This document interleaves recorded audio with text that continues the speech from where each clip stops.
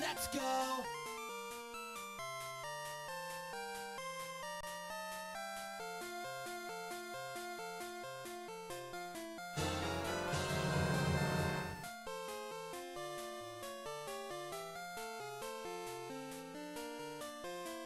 So long, Bowser.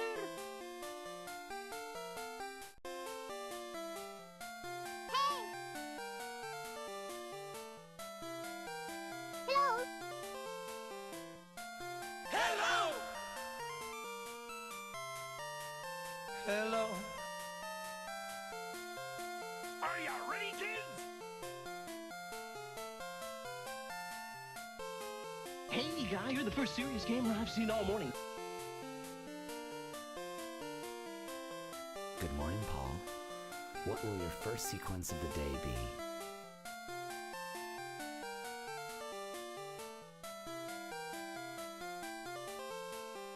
What's going on, man?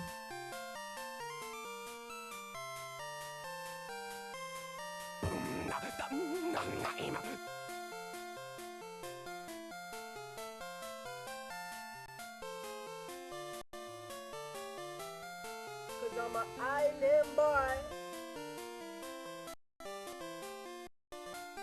Picture yourself in a boat on a river.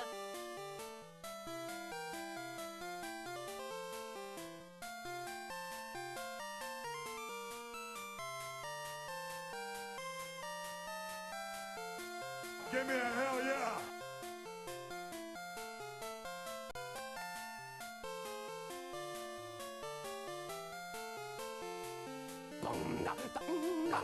Go! So don't worry about it. Come on.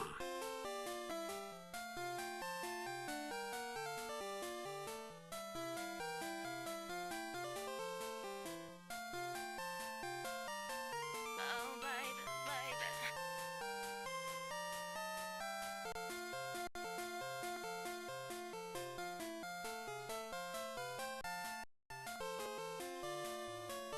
I'll call you gone!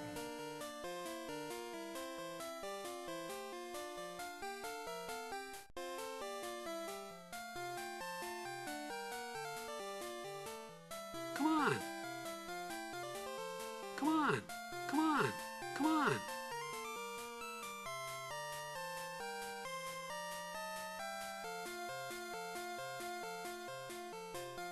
What rules, you sons of bitches? Let's go! Hey yo, happy Sunday. It's your old pal Ben, aka the PaRVénator. How we doing? How's your Sunday going? How's your weekend been? Okie dokie. Hope it's been okie dokie, as always. How you doing? Okie dokie. How do you like me now? We need to say okie dokie a little bit more, just in casual conversation, you know? It shouldn't just be a, I feel like at this point it's kind of, it's its own kind of sarcasm. Or we're just impersonating Mario. Let's go. Ichigo's okie dokie. He's cool with bringing it back. So long, Bowser. Oh, okie dokie. Yeah, it's like when someone asks you how you're doing, and you know you feel that the answer is obviously I'm not doing well. Oh yeah, okie dokie. Or I don't know, okie dokie. Maybe that's also what you say when you're trying to get somebody off your back, you know. Okie dokie, got it, yep. All right, you can shut up now, you know, okie dokie. Oh, good to see you guys, welcome. We've unlocked the secret here on the PaRVénator channel. Or at least we're, you know what, there's no unlocking the secret. There's a constant search to unlock the secret. Whatever that secret may be. I'll do my best. I don't know. You know, maybe the point isn't to find it, but it's the search, it's the journey, you know. Long throws, end zone, touchdown! What am I talking about? All right, let's get into this game. Okay, so 350. Oh yeah, we need to go tell Mom that daylight savings time is no longer in effect. I've been looking forward to this day. Mom warned us that such a day would come. And sure enough, here it is.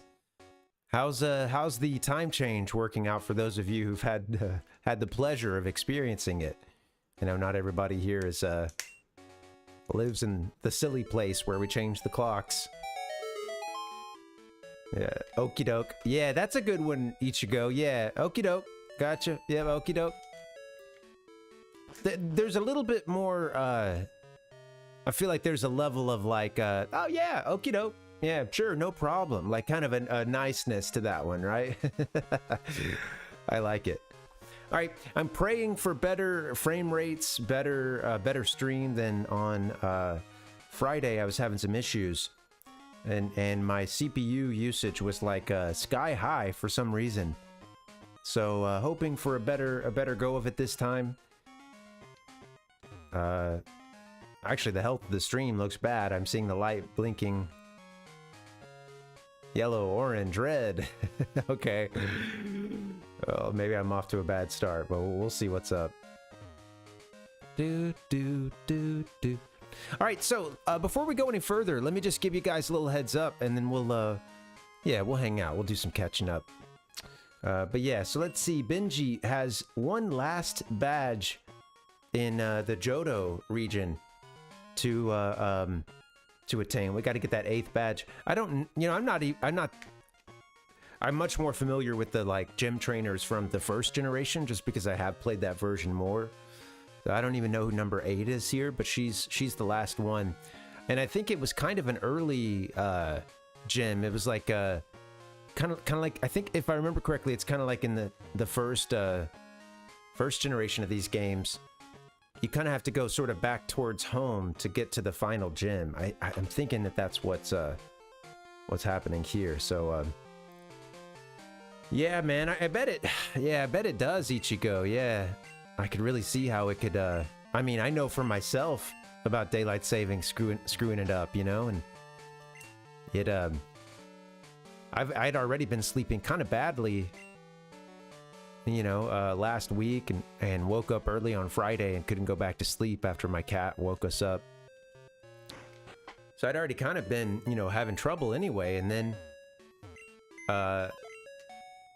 you know, then daylight savings happens, and I don't want to sound like a boomer over here, but It's almost over. yeah, I swear it just gets a little bit worse every time. It affects me more every time. So yeah, I don't know. Says I've dropped a lot of frames. 6% of my frames are dropped. No good. It's no good. I think we need to find our flyer. I don't think Noctowl has fly. I don't think. Let me see. I know, yeah. Hey, Poke, welcome. Poke said, the extra hour in bed, I'm all for it. Love this time of year. Yeah. It's, that is the nice, if you have to change hours, it is nice when you get this one and you, in theory, you get that extra hour of sleep, you know? Dude, it's funny because the thing about daylight savings time is that, it always kicks off the biannual or semi-annual, I don't know, is it I don't know. I don't know the difference between those. But it always kicks off the twice a year. How about that? The twice a year hot takes on daylight savings time, and you get the people fighting between those who love DST and then those who love the standard version. I feel like you get a good you get the arguments from everybody, you know. And it's funny too because both sides will give you know, lay out their passionate defense, and with both of them realizing that this ultimately comes down to personal taste and that there isn't like I mean, okay, I think most everybody agrees this is stupid to change the clocks at this point, but then the question is which time do you stay on, our standard time or our DST? And yeah, it seems like it's just funny to hear people a couple times a year arguing over like which one, you know. which one's the better one, and it often breaks down to along the lines of who has kids and versus who wants the sun to be up later and wants a few extra hours of daylight time, you know, because whatever they're working, or they want the sun to still be up at 7 p.m., you know, whatever it is. But yeah, I caught a few of those arguments on the local Reddit. Just kind of cracking up at them. You know, I think it might have been like Cherry Grove or something. Yeah, I think that there was like pretty sure there was a dungeon somewhere along the way that we couldn't visit because, like, well, you know, like maybe the trainer was out or something. But yeah, let's go back to hey, welcome, Cat. Yeah, Cat has arrived. Welcome. We're just talking about daylight savings time and how asinine the entire concept is. Welcome home. You're trying very hard, I see. I've kept your room tidy. Or is this about your money? Is daylight savings time or daylight saving time over? Yes. I put the clock back 1 hour. Well, shit, that's not what I wanted you to do. I already... Oh, you know why you have to fix it in this game is because,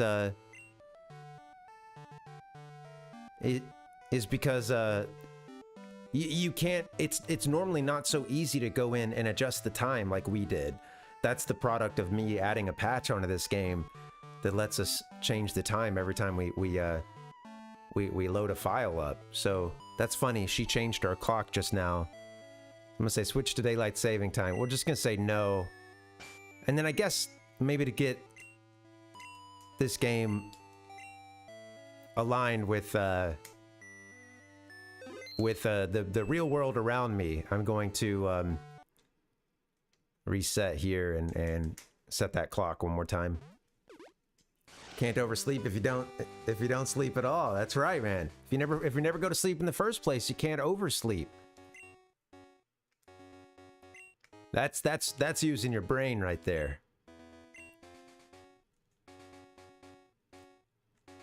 $3:57 it is. God, man. Years are stopped up again. I hate it. I hate it.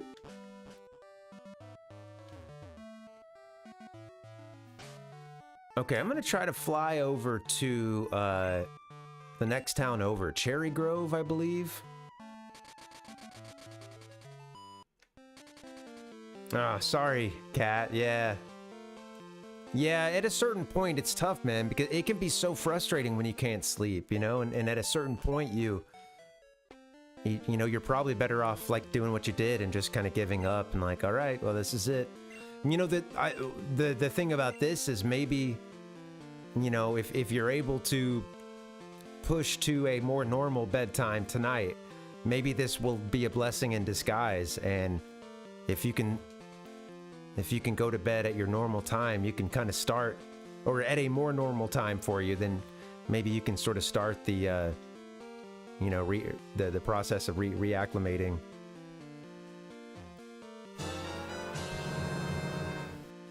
You know, maybe, yeah, it really sucks, man. Sorry you're going through that.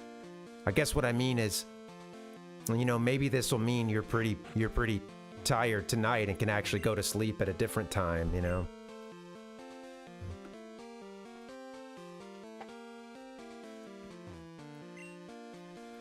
Yeah, man.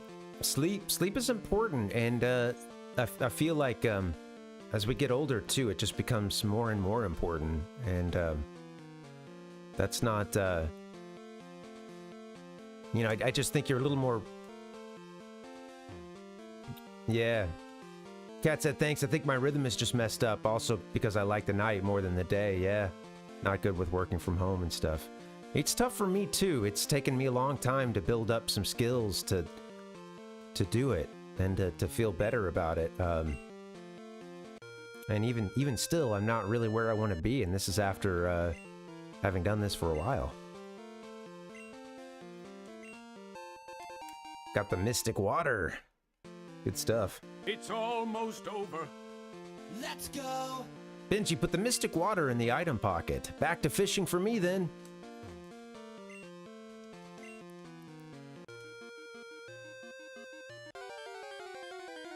Been working out again though. Hope that'll help somewhat. Yeah, 2 kettlebells. Yeah. Yeah, I hope so too, man. Awesome. Got the 2 kettlebells. Yeah, that can help tire you out some, you know. It's weird, you know, how working out sort of has that, it can have that dual effect of giving you a little bit of energy after the workout, you know, during and after the workout, and then helping you be tired when it's time to be tired, you know. I think at its best, when it's working best for you, exercise can kind of help a lot with that. I don't know where this 8th gym is. I don't know.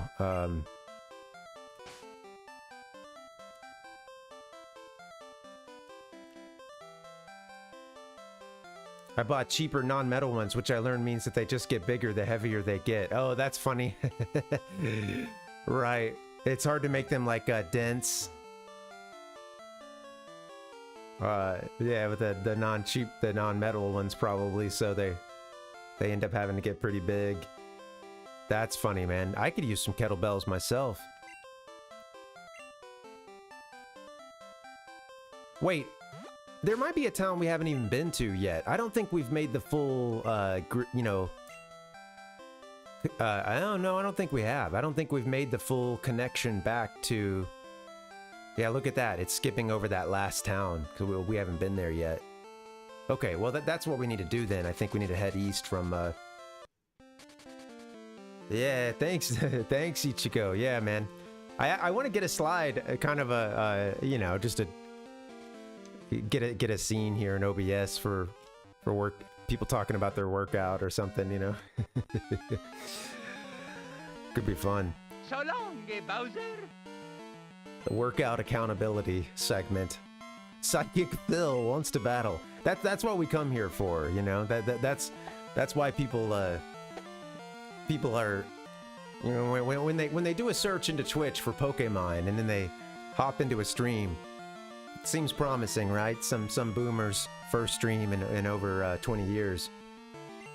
And then you pop in and they're talking about working out. You know you're at home in that moment, you know, you found your people.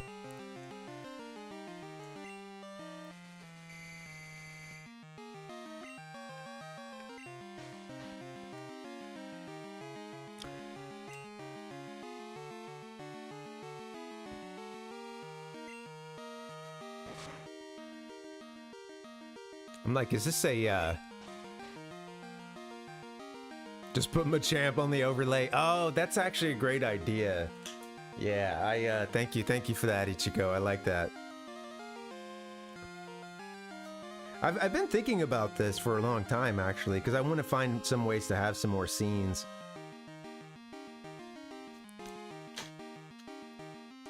Pokemon is all about gyms, very true. We're fighting someone, right? I've been going so fast, I didn't even, I'm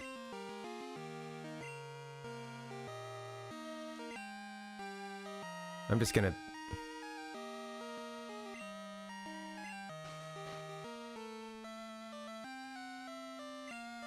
Yeah, because it would say, like, wild, wouldn't it, instead of enemy?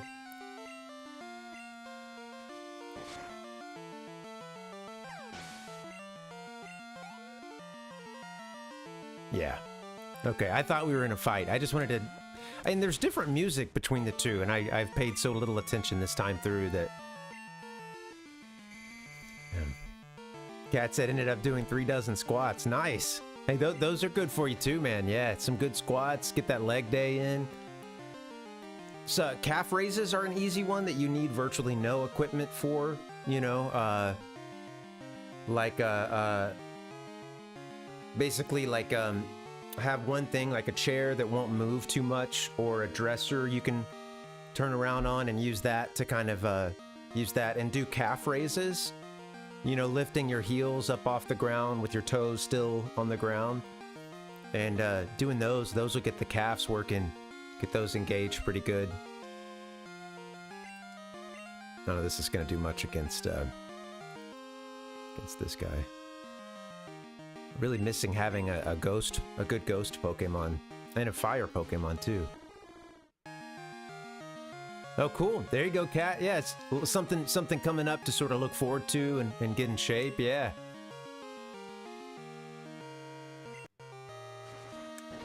Yeah, build up some good habits. Damn. Not very effective, but of course, you know, type-wise, but almost knocked it out, so not bad. I'll just do another one of those. Shit.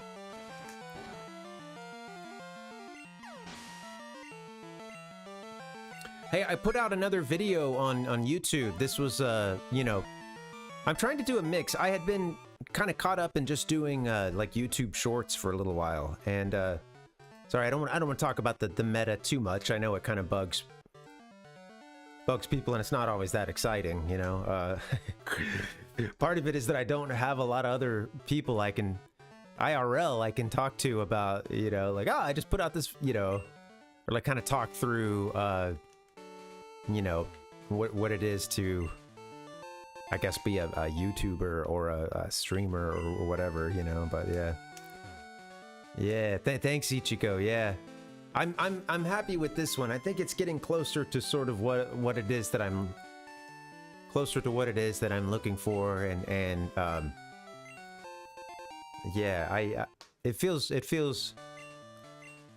good to feel like I'm getting something dialed in a little bit, and trying to be a little more productive too. Just do more, you know, get more done. And it's a ramp up, but I can feel it happening, and I feel I've been kind of unsatisfied with just streaming, you know. And thanks for that. Thanks for letting me know, Ichiko. Yeah.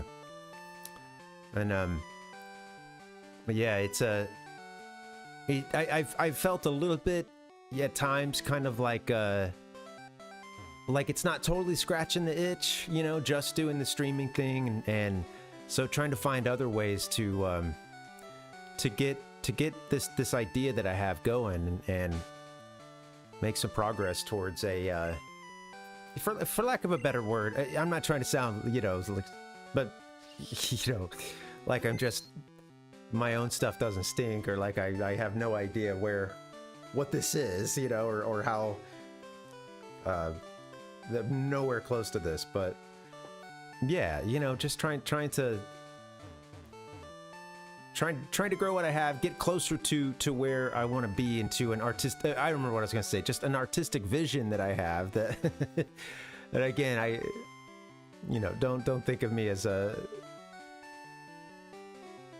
you know, I mean that when I say it, but I also get like how that sounds. But it's getting closer. All that is to say, I've talked about trying to find my voice, and I think it feels like something's coming along. It's got a long way to go, but Keep rolling, rolling, rolling, rolling. yeah. And Cat, yeah, man. Yeah, right.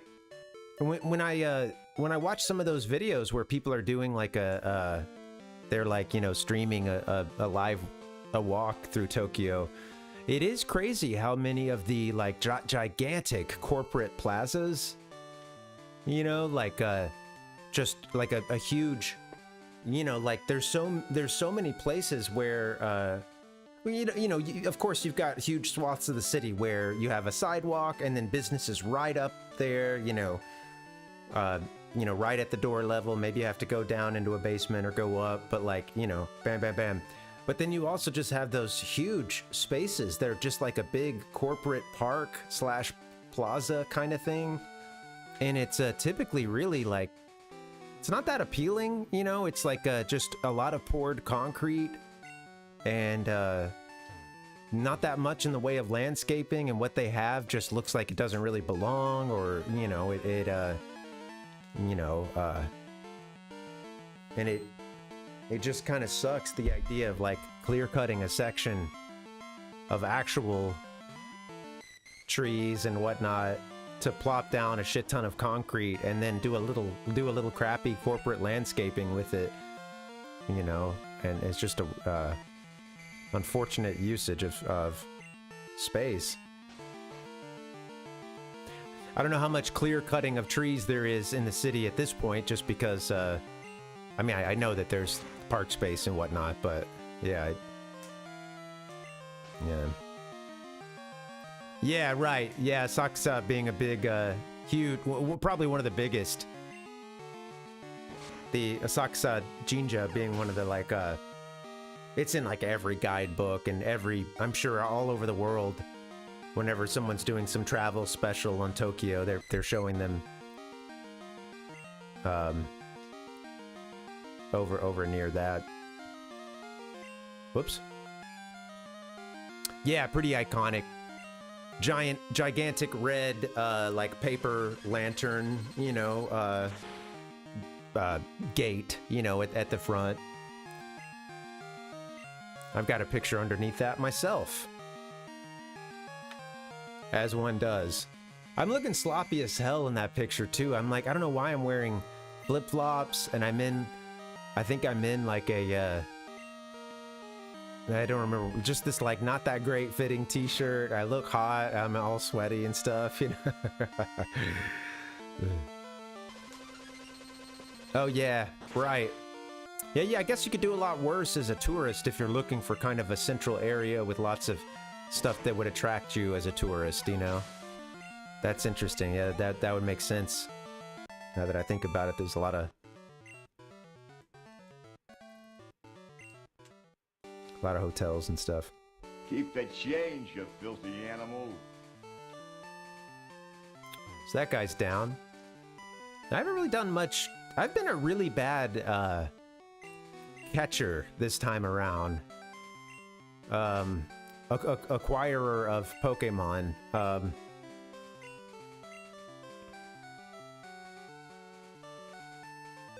Oh, cool. Yeah. Yeah, you can get even more central. Yeah, I guess Asakusa being such a big tourist place, yeah. That kind of makes sense. And I've lived close to tourist spots before too, and kind of like you mentioned, you can like go out on the weekends sometimes and forget about it. Oh yeah, shit. Like, that's right. This place is like a huge tourist, you know, location. But yeah, we used to live in DC, and I would go jogging at the National Mall, which is just the, you know, gigantic park space, lots of connected parks and park space. With a lot of like national monuments and museums and all this other stuff, you know, various government important, you know, civic buildings and whatnot. And yeah, it was kind of funny because I would often go on the weekends, and so I'd go out fairly early in the morning. But yeah, if I ever left a little bit later, it was like, damn, it was hard to get around. I'ma peck ya.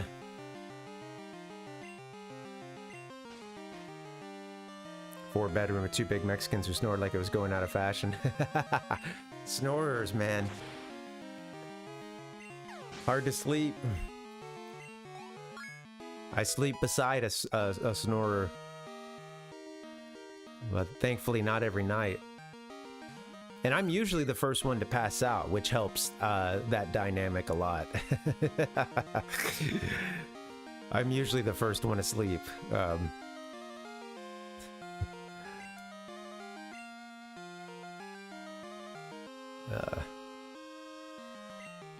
Let's see, grass. I don't really have any. I don't have a great answer for grass, I don't think. Start by putting you to sleep. 3 minutes from the Bandai headquarters, and they have a little Digimon showcase. Seems like they're doing a sequel to the second season. It's like season 2.5. Oh, strange. That's funny. But it's been a really long time since that second season, right? Forget that flying is good against grass.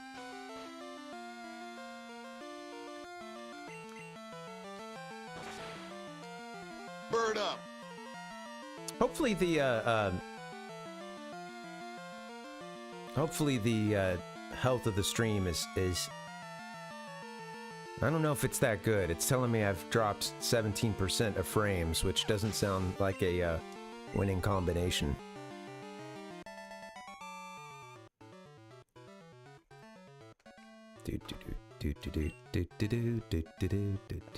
Nope, this won't do it all.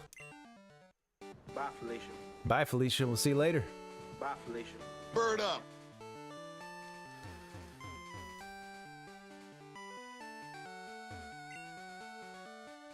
Yeah, we have very few in our Pokédex. This has been a pretty piss poor run in terms of just catching them, catching a lot of them, if you will. I never set out to catch them all.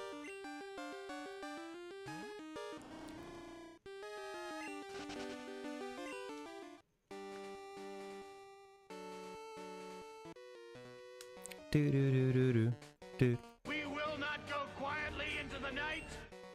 I think some of my Pokemon are like still kind of under leveled. I think we're gonna have a bit have a reckoning.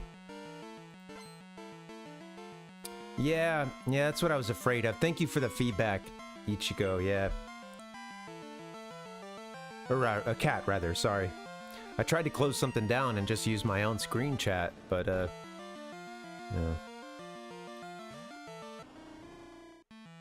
Something's got to give. It says it's using 25% of my CPU. Now you're playing with power. Well, I went to, yesterday was pretty cool. We, you know, my partner and I, we both went to Alabama, and we're you know, it's hard to go down there and not get a little bit into football, especially since they've been really good since about the time we started there is when they hired this coach, and he's just kind of been on this, you know, they're you know, they're not winning every year, but it's like they're consistently up there somewhere, you know, and we had a show we had to go to. Thanks, Cap. I think a lot of it's on my end because I can see here that saying I've dropped a lot of frames, but I need to figure out a better solution with this multi-streaming thing, because it used to be a lot smoother than this. I don't know.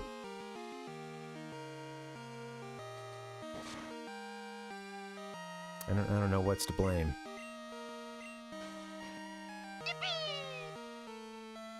Whip it good. If I do a one-off stream sometime, I might try to do like a Twitch-only stream and just see, like, reconnect my Twitch account and make sure it's directing only to Twitch and not, you know, to restream, and see, you know, because if it's significantly better there, then that tells me the culprit is this third-party platform I'm using. Shut up, Tully.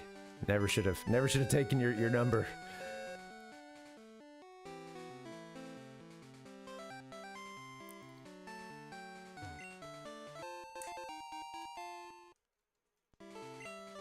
Got an Ultra Ball. Is that our first?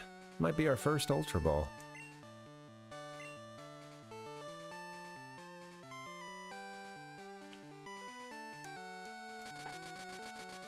Let me, yeah, I'm gonna fly back for a little bit, and I think I'm gonna drop off our flying Pokemon here and see if we can find somebody else. Maybe get our Chinchou back, although I think I need to drop one of these water Pokemon. Again, if the team is a little bit weird, I mean, I'm with you.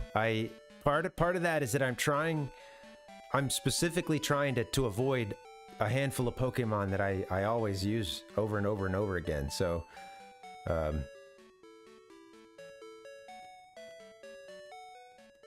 think the stream is maybe settling down a little bit. Possibly. So, for instance, Tooth, our Ghastly here, I would use in every playthrough I've done before. I've pretty much had a Ghastly, a Gengar, Ghastly, Haunter, Gengar. Bellsprout is the Bellsprout line is a really common one for me. Chinchou, Chinchou I like. I just haven't. They're one of my favorites of all time. So give them a pass. But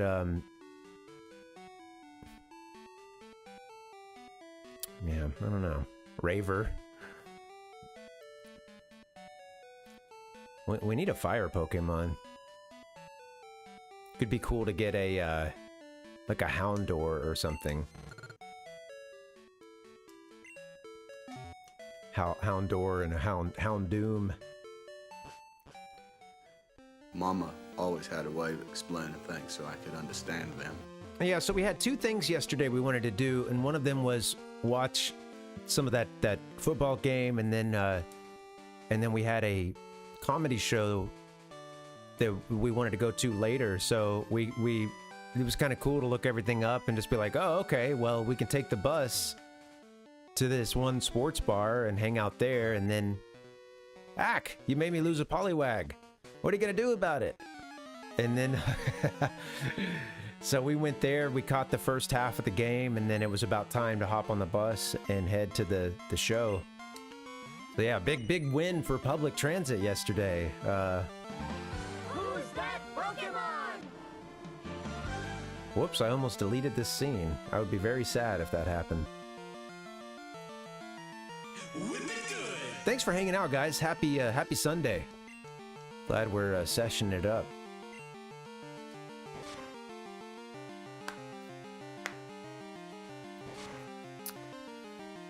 Do do do do do do do do do.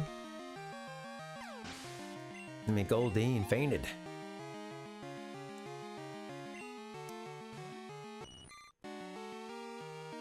Anybody played the new Spider-Man game? Spider-Man 2? Ichigo, what is this public transit win? Hey, Mayo. On the 7th day, God caught a badass shiny Ponyta, and he declared that it was good, and it was shiny. Cat's doing that Minesweeper grind, nice.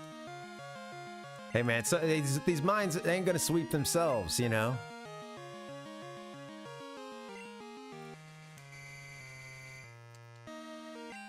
Somebody's gotta do it. Yeah, Mayo, it's more like, yeah, the 7th day of, right, the 7th day of 8-hour streams a day, you know, and then you find the shiny Ponyta. That's streaming, baby. That's video games. That's dedication.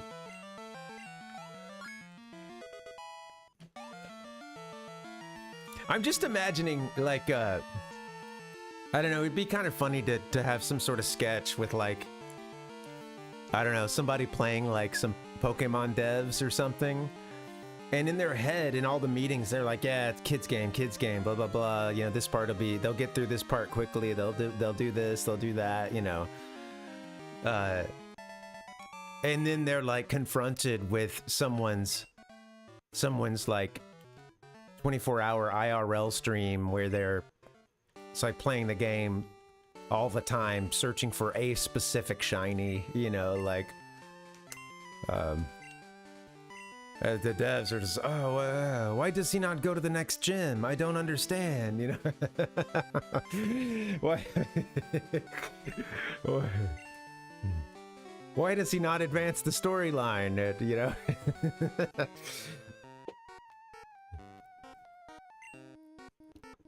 Caught a shiny Snubble on your Pokemon Gold emulator. I think Jigglypuff before the 4th badge or so. Yeah, man, that is pretty crazy odds. I think this game, there was something about this game where it's like, in some ways harder to do shinies, get shinies, and then in some ways it can be easier than some of the other games. And you'll have to forgive me, I don't remember what the discussion was. Although, no, I remember what it was. Part of it is that you can kind of game the shinies in this generation because what they did is okay, so there's 251 in this Pokedex at this point, you know, and you get 251. for all those Gen 1 Pokemon, what they did is they made it so that if you have a certain stat distribution, and I don't remember how it works, but you guys could look this up, but a certain stat distribution on your Gen 1 Pokemon, when you trade it over to, you know, your gold, silver, crystal, it will automatically become a shiny. And I don't remember what that criteria is, but they had to come up with some kind of way to make your first gen Pokemon that you're bringing over have the potential to be shiny, and it is based on some sort of like you know, like I said, a stat distribution or something, you know. And so some people they found ways to basically farm, you know, let's say I'm trying to catch all 251 or get a shit ton of shinies or whatever, and I'm playing on gold. Well, what people are finding is ways to kind of RNG, you know, ways to sort of game, you know, whatever you're playing on first gen. Let's say you're playing your Pokemon Red copy, and catch a Pokemon in Pokemon Red that you know when you transfer it over to Gen 2, it will be shiny. I think that's how some people go about getting that done in this generation.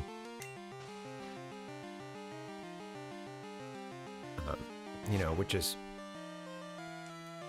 an interesting way to do that. I don't know a whole lot more about it since I'm not a Pokemaniac, but Who's that Pokemon? I don't think I've ever, to my knowledge, seen a shiny Pokemon. Thanks, Cat. Yeah, I wonder if Twitch is punishing me for, you know, I wonder if Twitch is punishing me for going through Restream. Yeah, thanks, Mayo. I don't know what the fuck it is. It's, I think it's this third-party service I'm using. GBC to GBA link cable? Whoa. Crazy. I think I saw, I think I had an impression of that video, and I didn't have time to watch it or click on it, but yeah, I saw something about, yeah, trading Pokemon from Gen 2 up to Gen 3.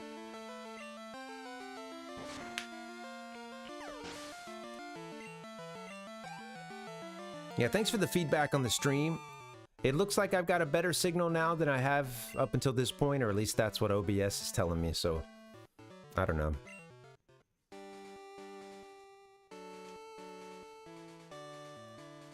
Honestly, it's like, I would rather have a lower res stream and it be smooth.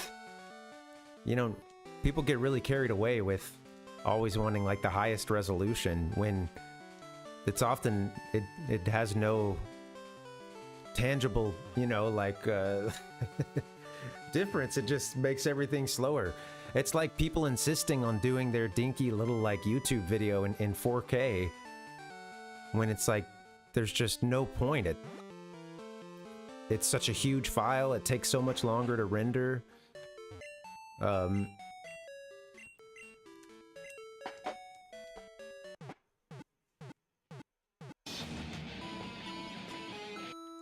Mayo's got those high standards. I appreciate that, man. And if you gotta leave, I understand you have to do what you have to do, Mayo. I need every pixel to be 16 pixels, yeah. Well, we're already, like, how many generations of iPhones away from the, quote, like, Retina, you know? You know, I don't know, actually. Let me take a look at the old settings here. We are outputting at, well, it says streaming at 6,000 kilobytes per second.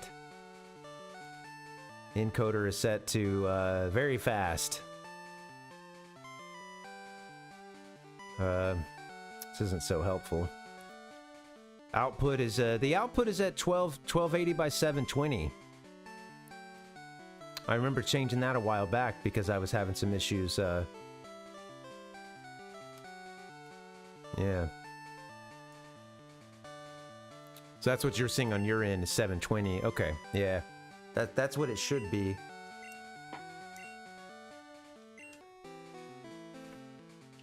Ah. Hello. Already fought you? We all get better by experiencing many battles.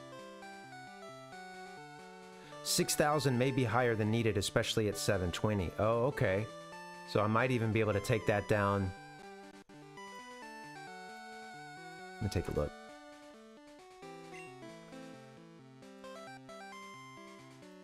And if you guys know what you're doing, I'll just get you set up on Team Viewer. We'll share my desktop. I'll let you fix this for me real quick. Yeah, maybe I need to think about taking that down. I'll take a note about that.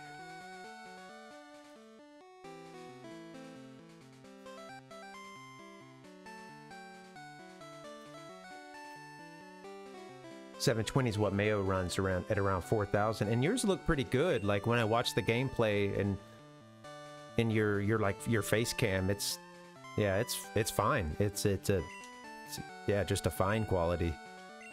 I've never watched it and thought it looked choppy or anything, or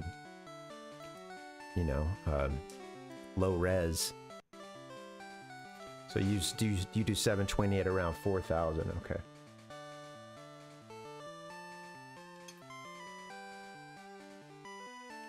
Yeah, no, it always looks pretty smooth, Mayo.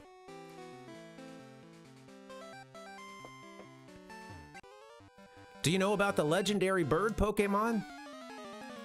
Yeah, I'm going for a smoothness somewhere between, the top of the top streamers and the kid who is streaming in their 4th period English class off of their cell phone. I'm looking for some kind of middle ground between those two. Having trouble finding it, but I'm gonna keep going. Keep the search going. You got knocked the fuck out! They just went to sleep. They didn't get knocked out yet. They're just asleep. We're gonna throw a rock at them though and knock them out. Gargoyles! Psychics! Everything's ungodly! Sunday, right? Everybody's back from church. Hey, Friday was a really fun stream. We did some Kirby 64, and that's proving to be a really fun game. I didn't do so hot on catching some of the, like every time I drop into the game, we've only had 3 streams for that one. But I'm trying to get some of the crystal shards from the earlier levels so that maybe we can, catch them all. But it's it's kind of slow going. I do think I'll have to look some of them up because I have no idea where they are. And then it's also difficult to get some of those crystal shards because they require you to use power-ups that aren't available in that level. And there was one particular shard I was trying to get that was like halfway through a really tough level, and I was just struggling to get to it. You had to come bring a different, bring a different. God, I was about to say a different Pokemon. I just lost my train of thought with this guy talking to me. But I don't want to just slink off. I know. Could I get your number? Let's meet up for more battles. A bird user friend isn't a bad thing to have, I think. Won't you reconsider? Damn.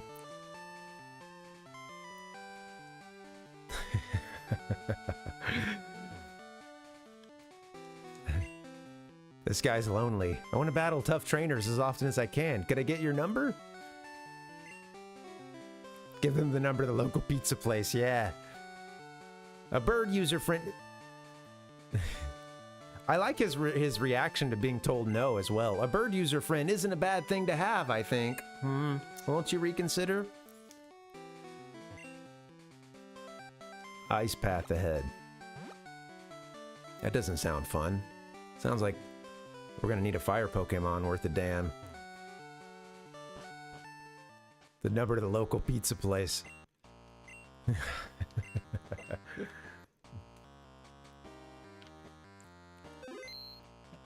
Yeah, hi. Could I speak with Benji, please?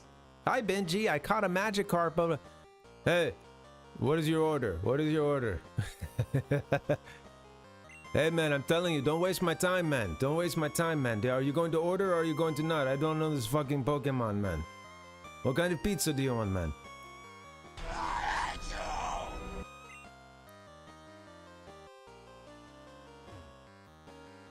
I don't have time to fucking talk to you, kid.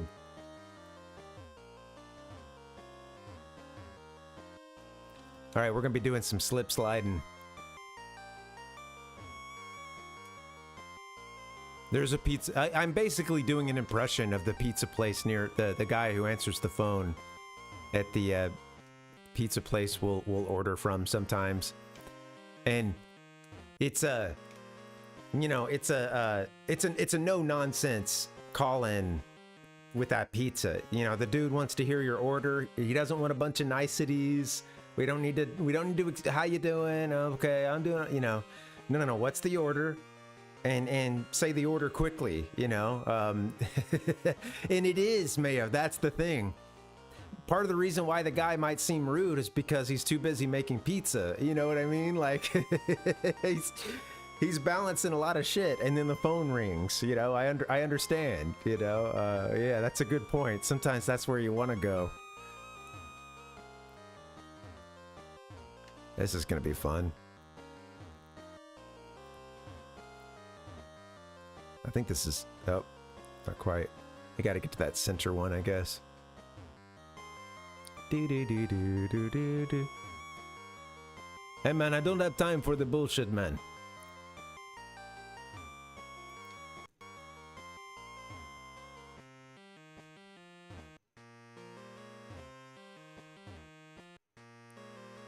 Whoops.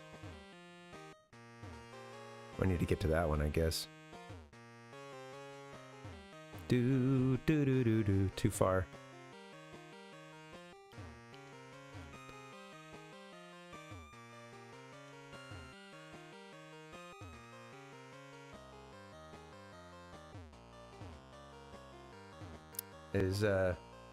We need to basically be like up one more.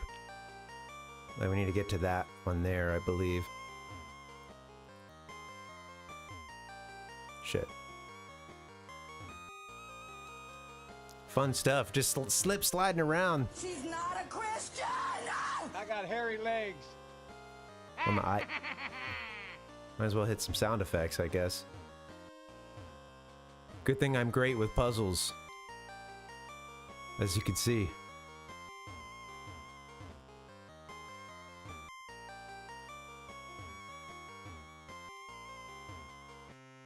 Like I know I need to eventually get onto the right side of this one that's up to our upper right here, but I don't know. I guess to do that I need to get to okay, I see. I need to get to that one over on the right.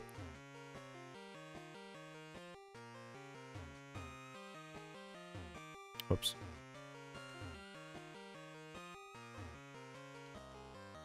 It's funny. You would think that they could just sort of fall forward and you know get off the ice right here, you know. Just a little sidestep, you know, maybe bust your ass a little bit to make progress versus just slipping around. Here we go.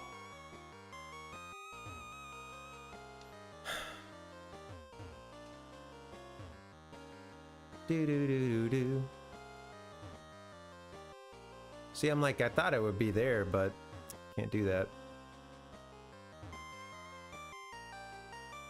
So how do I get stopped for that one? Oh. Shit. Do.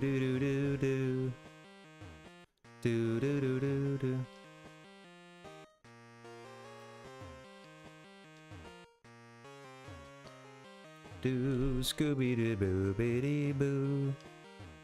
This is awesome. As soon as I step off. I got it. Hey, Bat. Wild Zubat appeared. There we go. All right, we'll run away. No thanks, Zubat.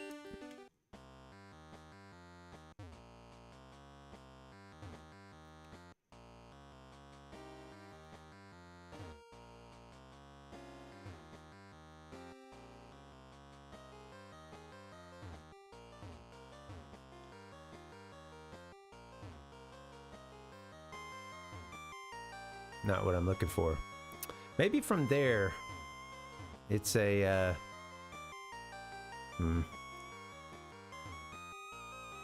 My stunted intellect is not up to the task here, I suppose. I just keep moving around. None of these can be struck, huh? Can they be broken? I don't think so.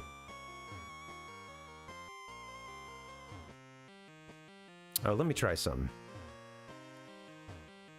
That wasn't it.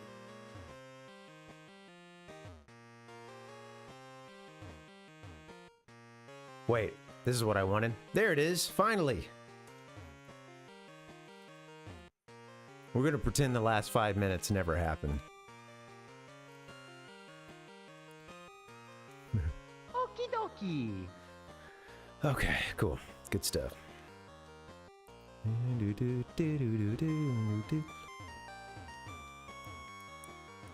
More fun.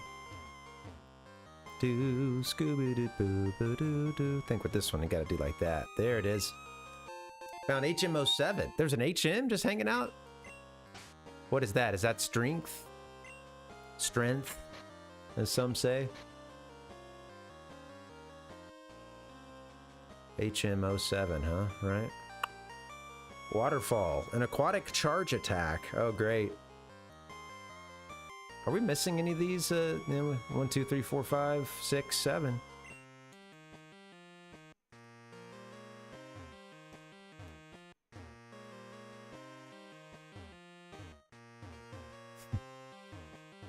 There we go. Do do do do do. But yeah, that's the just back to the pizza. I'm looking at the chat. That's the place you want to go for sure. As the guy that he sounds like he's in a hurry because he is in a hurry and he's making a lot of pizzas and. Hey man, I don't have time for the bullshit, man.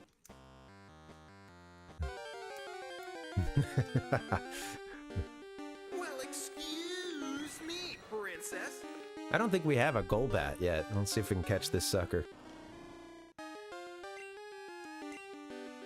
Put it to sleep.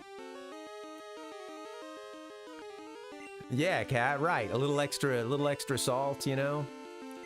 I want some blood, sweat, and tears going into my takeout food. The health department be damned. What have I done? You know, health ratings, right? Yeah, restaurant health ratings. Well, as anybody who's ever worked at a restaurant or fast food place or whatever, a place that gets those ratings can tell you, most of the rating, well, let's just put it this way. If when that health inspector walks in the door, if they were able to just flash freeze the entire place, I think most restaurants would fail in that moment. Because something happens when the health inspector shows up at a lot of places, and that is everything gets cleaned up, or, you know, like there's certain things that everybody goes running to do to try to stay like one step ahead of that inspector so that the inspection is passed. And I remember working at a Subway,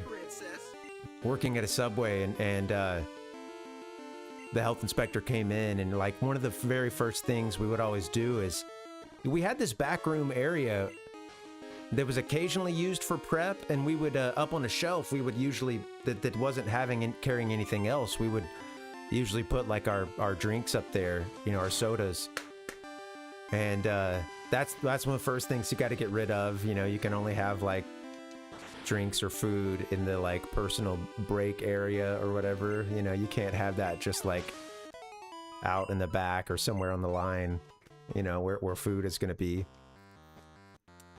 But then, you know, there would be other aspects of it too, you know, just like a lot of cleaning up, trying to stay ahead. Oh shit, we need strength in here, don't we? Damn. This part sucks. And I also have to exit and put strength on somebody. No. Because I don't have to exit. I guess I could put it on one of the Pokemon that we don't really care that much about.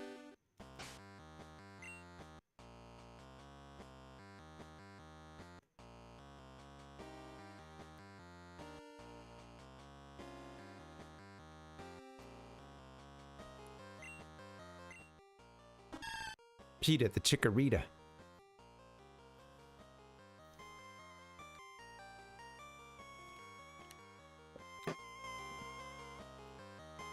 Yeah, Cat, and they're a little bit different in Crystal, I think.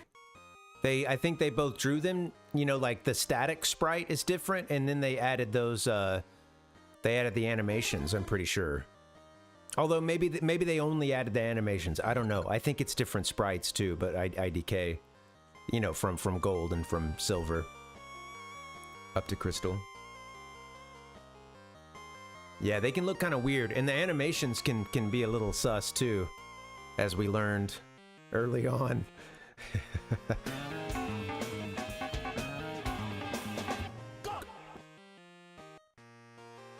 Yeah, let's get out of here. I might use an escape rope. All that for nothing. Wait, shit. Before I do that, let me just see if I want to teach strength to one of these losers. Somebody's gonna get the chop at some point because we've got 3 water Pokemon. One of them is an electric Pokemon. That's cool. I don't know if PaRVéMon has a place on this team anymore, which is sad to say. Peta, yeah. You know, Peta, I'd say type-wise, Peta is serving a pretty good role right now. One that isn't covered, so I think Peta's safe for now. I hear you, Ichigo. It's hard to store those Pokemon that mean a little something extra to you, you know. Who lives in a pineapple under the sea? See, I think Poliwrath can be kind of cool because I think it has a high attack. Is it one of those that needs to be traded, or is it a Waterstone evolution? Yeah, we're pulling for you, Peta. Make me proud.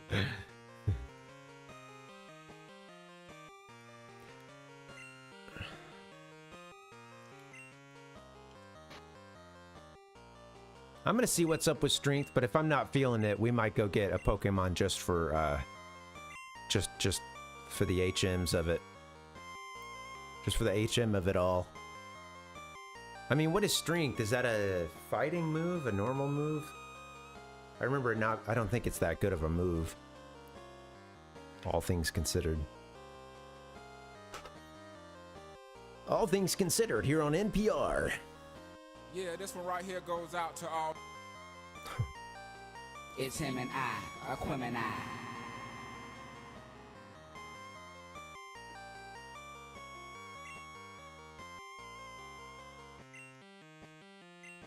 I'm hesitant to teach it to PaRVéMon, but they may.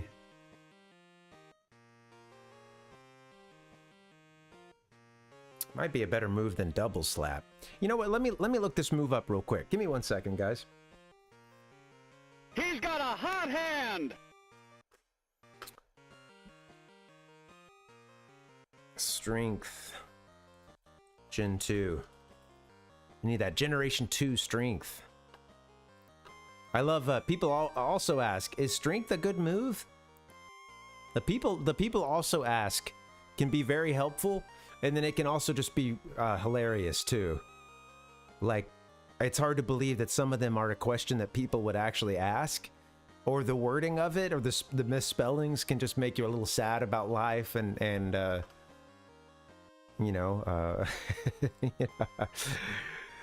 the human race.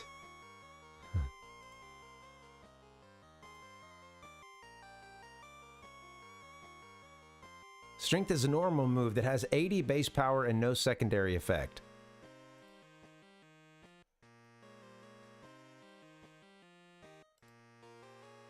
I'm like, what type is it?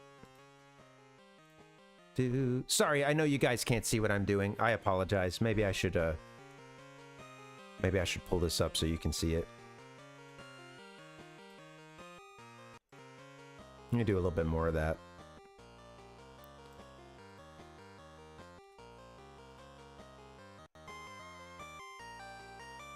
Let me close all these windows I got going.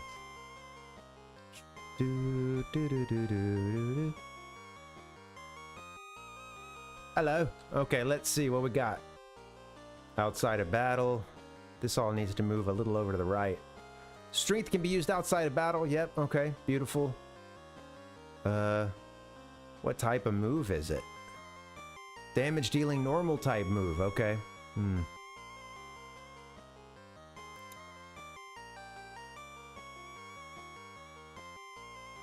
I don't think you can get rid of an HM in this generation, but I don't remember. I know you have the move deleter, but I wonder if you can delete HMs. Okay. That's that. Still remember my Squirtle was named, wait, oh, can't see very well. Panzersrun, because Panzershrunk didn't fit, so... So, obviously Panzer being, you know, like Panther. What is, shrunk? I actually have no idea what that means, but that was what the Blastoise was called in the first Pokemon movie. Oh, that's funny. Okay. Yeah, I wonder if it's some kind of wordplay, too.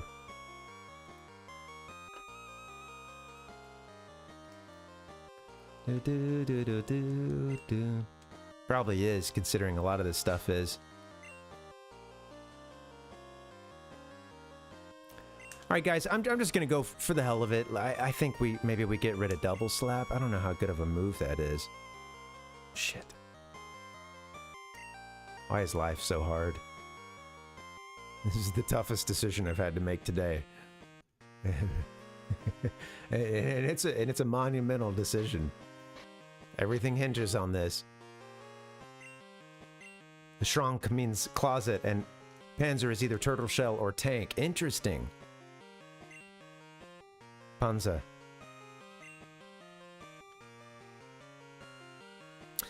So, Panzer is not Panther either?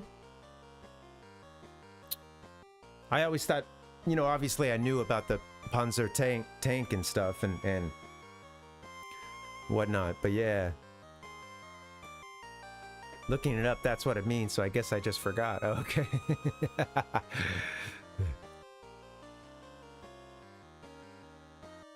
Yeah, I figured it was the Panther, and then, you know, I knew another big tank that the Wehrmacht used was the Tiger tank as well. Panther is the animal, is written the same way, but pronounced Panther. Oh, okay.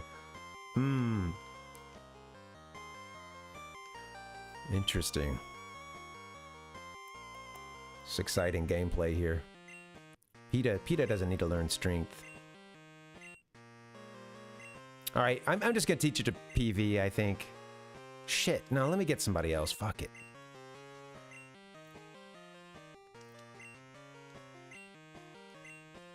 Oh, interesting, Cat. Yeah, it's been like a naming convention. Interesting that they're still using it, too. No. Yes.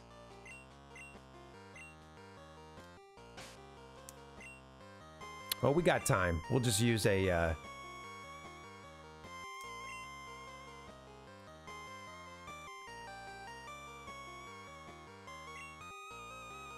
getting a bit of tunnel vision. I'm like, what the fuck am I doing here? Alright, well, I'm just gonna pop an escape rope real quick.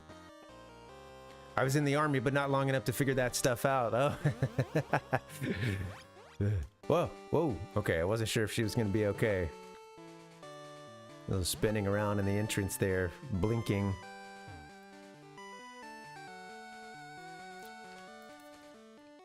When's the part when I get to learn about all the tank names? My dad is a retired history teacher, and he was big into studying World War II, especially, you know, the European theater, and he also is like he's really into like it's funny. My dad's kind of a funny enigma, as many people are. I think you know, he was certainly like kind of on the jock side, you know, growing up, and even played college sports, and like you know, tried to make an attempt to go pro in baseball, but didn't pan out.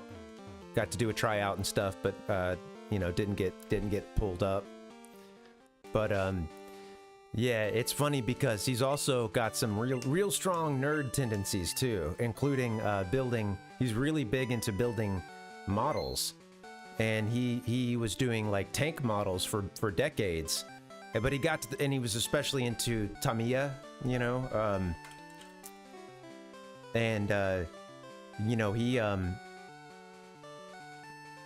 like you know, those are the kind of like, he was doing the tank builds that are the ones where I mean, they come with hundreds of parts, hundreds of tiny little pieces, and you have to glue it all together. And then I just, as a kid, I have so many memories of him taking tanks outside to paint them, you know, and letting them sit outside to dry. I know one time our dog took one of the tanks he was working on and put it in his mouth and started walking off with it, and my dad just went ballistic.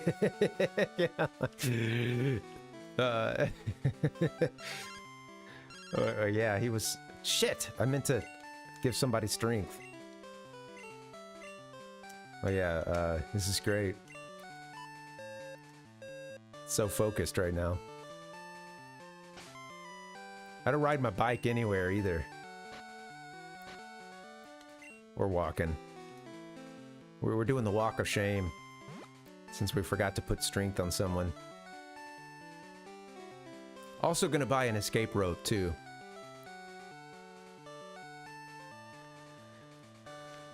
But yeah, he would build those tanks for a long time, but he finally got, I mean, he would build some other stuff too, but he would get bored of it, and he eventually got bored of it and started doing like airplanes and other stuff. But yeah, that's always been one of his big nerdy outlets.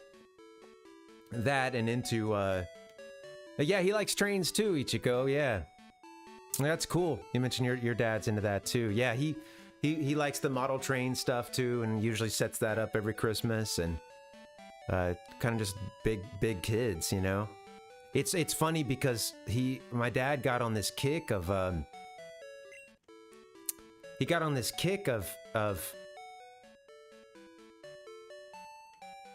just like purchasing some of the toys he had as a kid that he was finding on eBay. And this was before he got remarried. This was during the long interim between marriages for him, where he got to regress to childhood a little bit, and I mean that in a positive way, you know. But yeah, one of the things he bought was like this short little, I forget the name of the gun, but it was used during World War II, and it was like sort of a smaller, I don't know enough about it, but like, you know, sort of had an automatic fire thing, and it was modeled after that, but it was one of those like guns, you know, when you squeeze the trigger, something inside is like, it's like hitting, you know, something, and it makes that little popping noise. And yeah, I just remember like him buying that and some other stuff, and you know, my big sibling was like, you know, kind of like rolling her eyes at it, or sort of like, I don't know, you know, like, is this a late, you know, late life crisis? What's going on here, you know? Let him have his fun. Come on, let him buy his childhood toys again, you know? The man wants to regress back to his childhood. Let him, I say.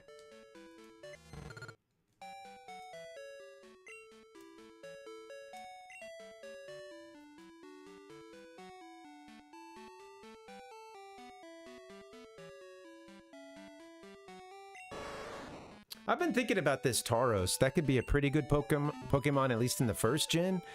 I think it got some nuking here in the second gen, but I don't know. Anyway, I've been thinking about it, putting this one in, or seeing what kind of role it could play, so. Honestly, if I end up using it, I probably won't be that jazzed to have strength on it, but at least I can do that now.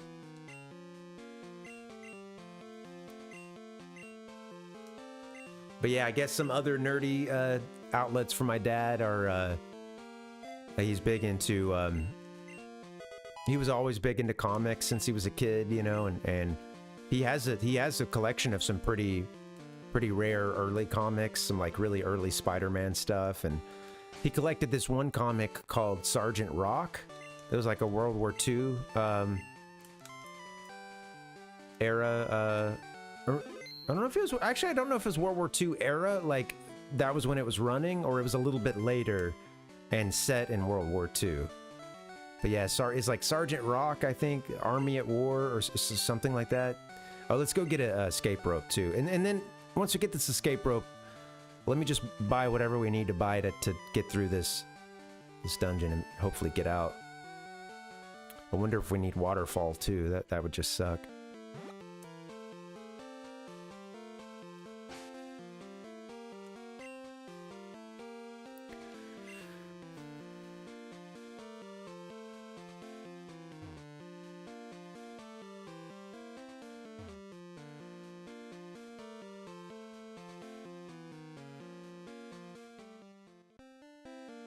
Where's the mart?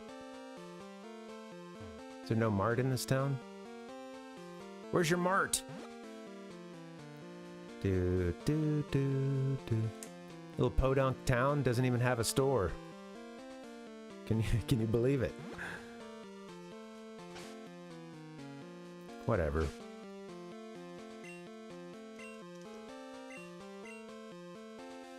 Be kind of nice to have an escape rope though, I guess. Could save our ass.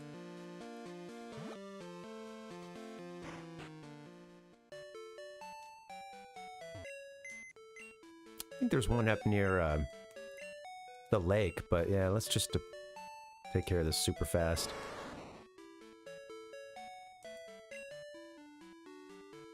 This is really inefficient. I can't play for speed. Delivers the facial! Yikes.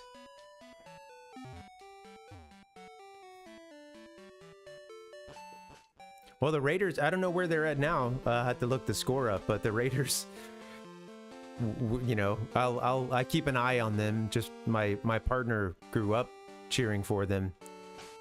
And fuck, dude. God, this is going. Did I get the bird? I did. All right, I got widget. All right, good. Let's buy an escape rope, and then we're coming back here, and then I'm making some progress. But yeah, the Raiders fired their head coach, and that was last week, and now this week they've got, you know, like the one of the like assistant coaches has been named like the interim head coach, and then they just like came out all pissed off and ready to prove that their coach was a dumbass and was holding them back, you know? Because they came out and they got to like a 28-0 lead. I feel like that's the team, kind of like, guys, we got to like show that now that coach is fired, it was his fault, you know? He's the one holding everybody back. Would you look at that? No escape rope.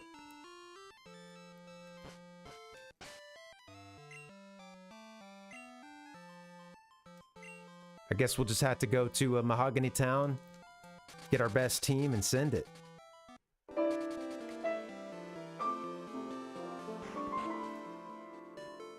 This was a lovely detour to get strength on our Pokemon. Okay, thank you for the Ocarina of Time. Hey guys.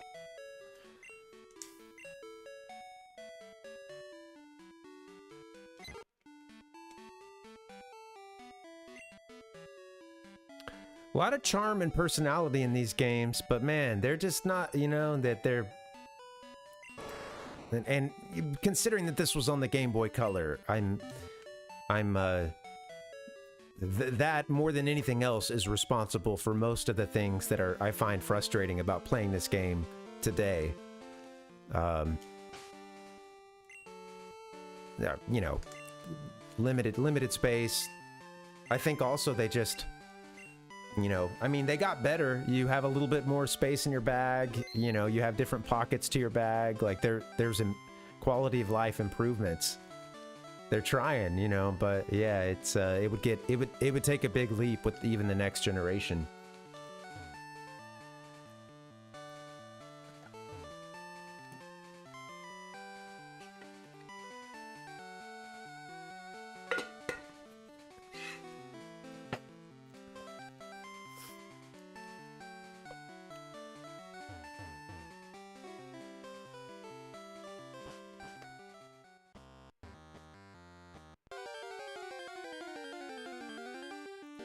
Do.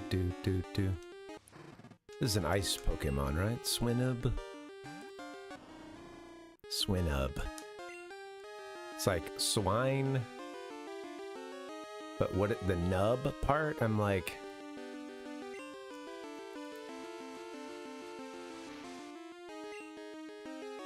A little pig. A little nub, pig nub. I'm struggling. My trick is to take the first bite and then open the sandwich a little bit, and then I blow on the inside to cool it down. Okay, I think maybe the signal has, you know, whatever's going on with the stream has kind of settled down from where it was at earlier.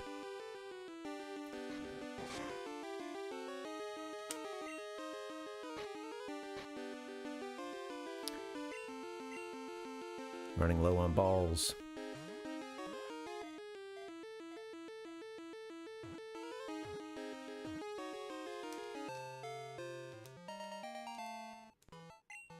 Yeah, Twitch just they didn't like the stream at the beginning. They were crushing my algorithms.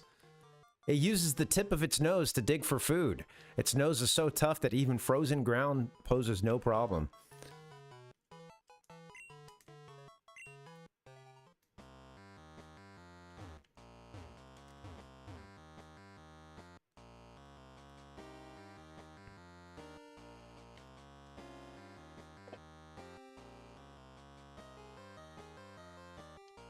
Holy, don't think about the fact that there might be police around.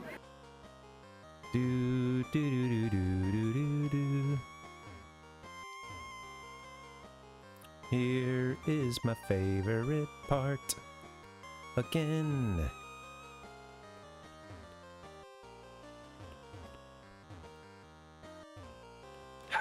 Nope, that's not it.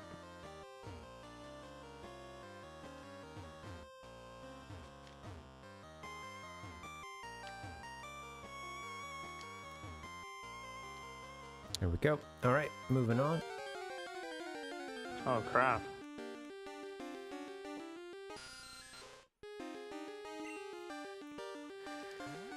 All right. Here we go. Let's, oh, we could just run. Just run away.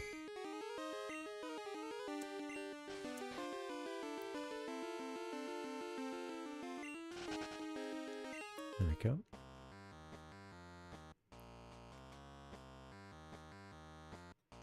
I went to this comedy show last night, and there's a segment in it where they wanted to, the folks running the show wanted, they were kind of going into this bit about like online comments and how stupid they can be, and in order to kind of demonstrate it, they like tried to find a few random musicians and go like onto their like some kind of YouTube video of theirs, and yeah, they were just sort of showing some of the asinine comments and just like who would write this, who would put this there, you know, like why does this exist, and you know, just sort of showing how I don't know, just kind of you know, how ridiculous it can be. And I've thought about this a lot too. Like I've talked about, you know, people's desire to be like the like, you know, they see a thread or something and they want to be the, like, you know, like someone has a burning desire to like be the 3,739th comment on something, you know, like, and they're just, you know, go hard on it, you know, and it's so funny, man, what social media how it sort of plays out for us, and you know, what do we get out of it?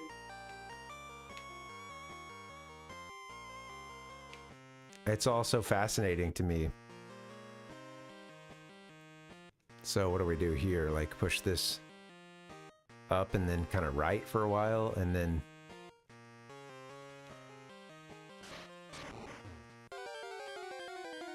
but yeah, while they were doing this and they were trying to go in and like they made their own fake YouTube accounts and were trying to make some dumbass comment, and then while they were doing it, people in the crowd were like finding that video and leaving their own comments. It was funny because the comedian was like, all right, now stop, you know. Like, but people kept sort of trolling and like going in and finding, you know, whatever video it was that they were leaving a comment on, and just like, yeah. I was like, yeah, I don't know if this bit works that well live with a bunch of people who are excited to screw up what you're doing right now, you know?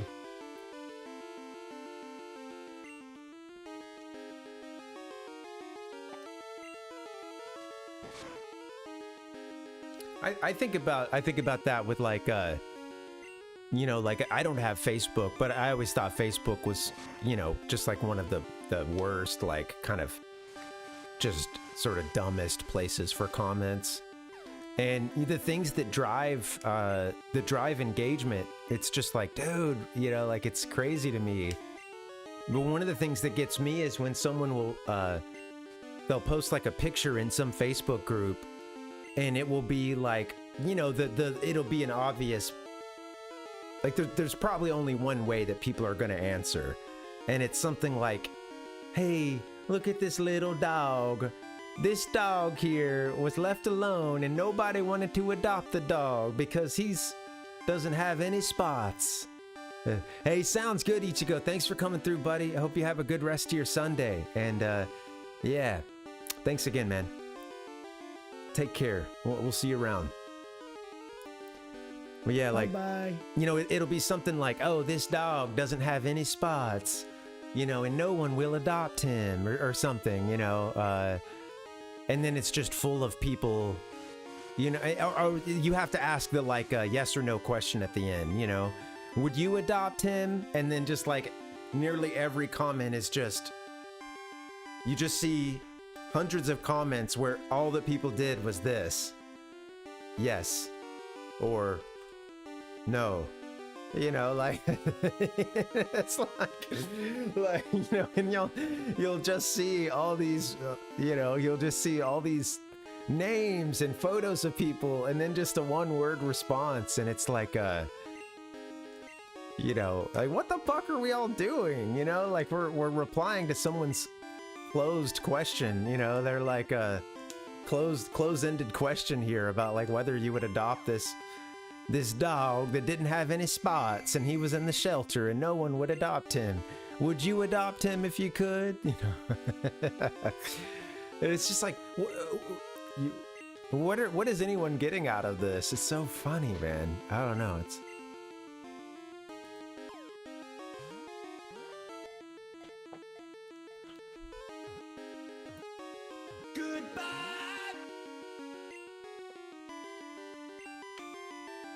I think that was one of the funniest parts about being on Facebook, was like seeing the things that, well, Ultra Ball it is. Seeing the things that family members or friends that I had on Facebook, it's just seeing the random shit that they would get into commenting about. And, or also when you see like a family member or, you know, at least just someone on your Facebook friends list, and they're like knee deep in an argument with someone, you know, and they've just been like, they're just replying, or maybe it's a sports thing and they're just like dropping in to like just throw a grenade into some comments and just fight a bunch of people. It's just, I always thought that was so funny, you know, like firing up Facebook and then seeing, you know, what some like extended family member, you know, what online argument they've gotten themselves into When it plunges its fangs into its prey, it instantly draws and gulps down more than 10 ounces of blood.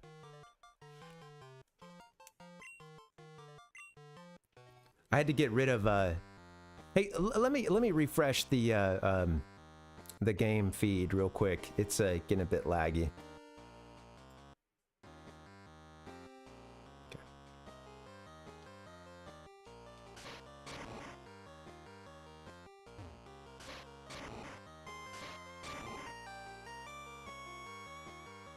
I wonder where this boulder needs to go. There's a spot there too. Any boulders over here? I think we need to basically move all these boulders into, you know, like that they're going to be on the level below us or something like that. I'm tired. Suck it up, Mario. We got a long way to go. Yahoo! That was a quick turnaround.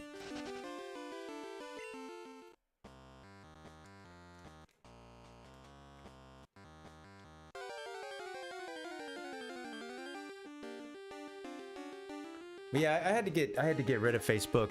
Part of it was just, yeah, seeing family members, and it wasn't just them, but like there were just a lot of really bad takes going around, and you don't always want to see. You don't know. I didn't always want to know. I just didn't think I had the. I didn't think it was that important to my health and well-being to know my aunt's views on immigration, for instance. You know, I didn't necessarily need that in my life. It wasn't serving any positive purpose. For instance. Let's go.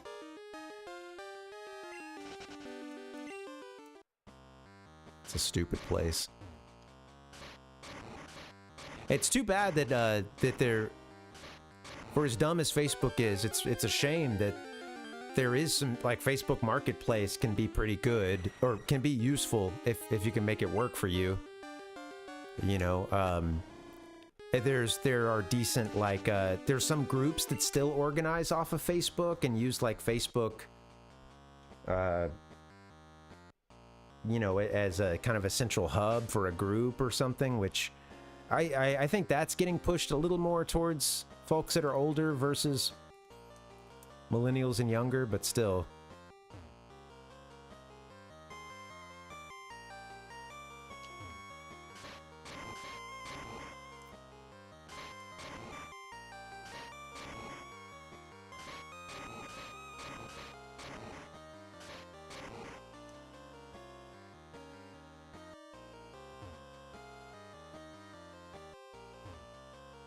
Way for us to get up and to the left.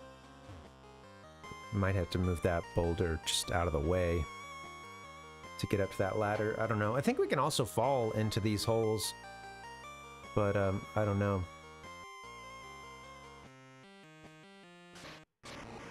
I guess this one can go here.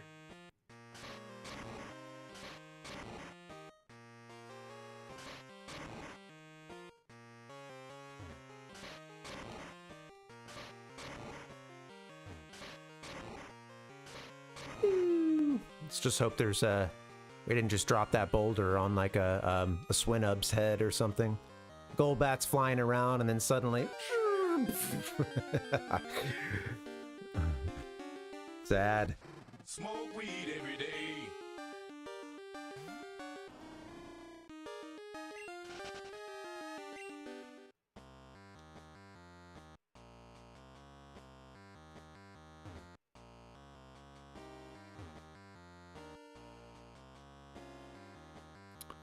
I think this one needs to be pushed up from underneath. I'm gonna do that.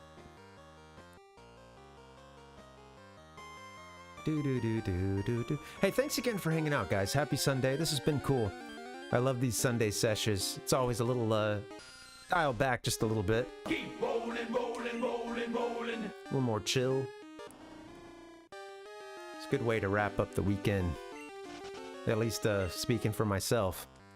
Hopefully it is for other people too. But at the same time, I'm here because I want to be.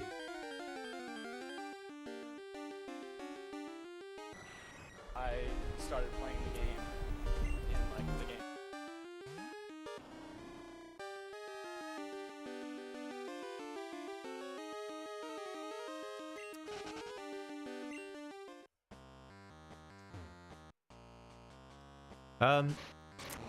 One thing that's been a bummer is our cat is at it again with, and not our cat Weasel, but our actual cat is at it again. Unfortunately, she's got the, no, right, cat? Unfortunately, she's got, I think we're in that recurring UTI situation again, where she just keeps getting those, bladder infections or whatever, UTIs. Because she finished her first round of antibiotics. She gets about 2 days off of those antibiotics, and then she starts, having trouble using the bathroom, and then she just gets in a weird way where she starts sneaking around, trying to get into places she never goes so that she can try to use the bathroom. And I hate seeing her like that. When it's bad, she's like, she can't settle down, and she's just going from spot to spot in the house trying to pee. And it starts with her trying to be good and use her box, and then she's just in and out of the box over and over again, her litter box. And then she starts just walking around the apartment, kind of looking sort of panicky, and trying to, we had to like close all the doors and keep her in the living room, sort of, and throw towels down on the furniture and stuff. It's just exhausting, man. I love this cat so much, but it's tough, man. It's tough, and she means a lot to us. So it's like, it's not just tough on a like, oh, it's a lot of work when she's sick, but it breaks your heart, man.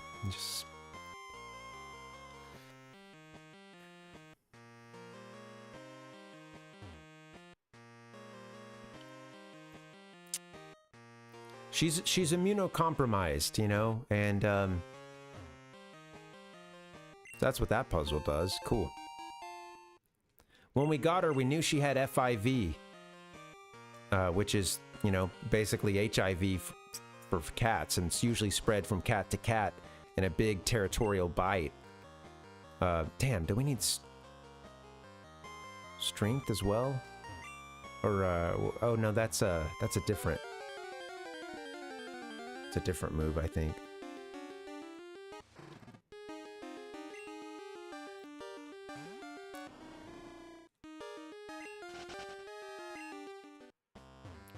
Brick break or some shit.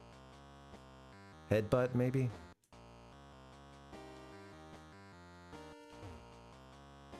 Guess we don't need anything just yet. Benji found never melt ice.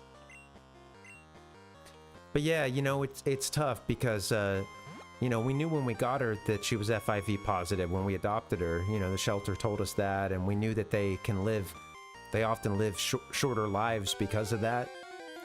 And eventually, they kind of, their ability to, like with HIV, their immune system is being attacked, and all their like helper T cells are getting attacked and killed off and stuff. So eventually it results in them not being able to beat off infections that they normally would be able to, and it's just, yeah, it's tough, man.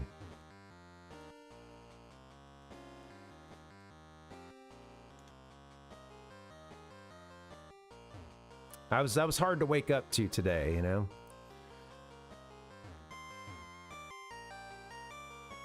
It's also got me worried about traveling too. We got some trips coming up,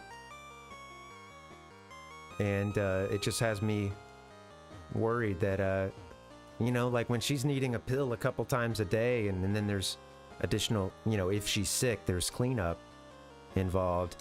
That's a lot to ask your buddy, you know, to come by and give the cat to, you know, come by twice to give the cat a pill. And she's not she's made it so hard on us because she stopped eating like the little treats that we would give her. We had these little pill pocket things you could stick a pill in, and then it's a, you know, basically it's got like a little hole or a little you know, it's like just a little kind of flexible little meaty treat, and you take the pill and you stick it inside, and then you just sort of press to kind of close the little kibble around it, you know, and to the cat it just looks like a little snack. But she knows the smell of those, and at this point she won't eat them. And we've tried a few different flavors, and she's lost her appetite for that, so it's just making everything so much harder. So it's like, if we leave, we're asking a friend to give a cat a pill by mouth, you know, dropping it in the back of the tongue and holding their mouth shut, waiting for them to lick their nose or signify that they've swallowed, you know, and it sucks, dude. It sucks for everybody. The cat said, just do it like the birds. Yeah, I know, right? Ah. Ah.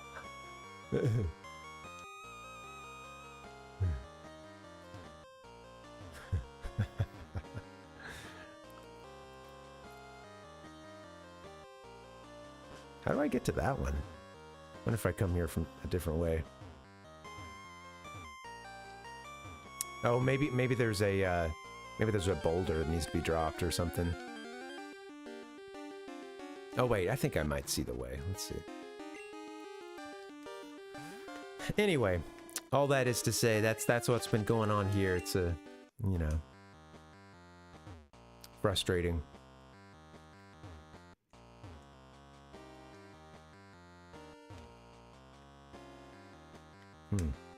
How can I get Alright, let me try something actually. Shit, that's not gonna work.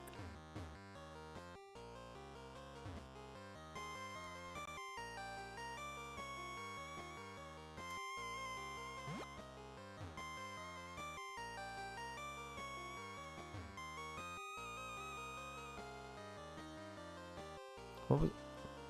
Oh, hold on a second.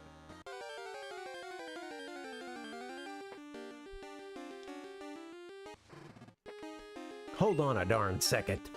When a problem comes along, We couldn't do diddly poo.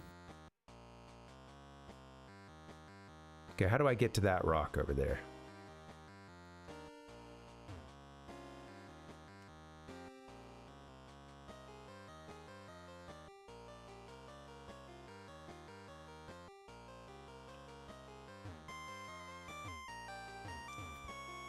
That's not what I'm trying to do.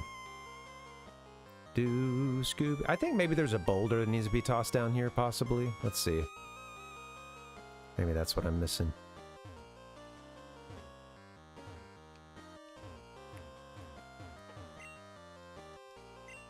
Can't carry any more items. Shit.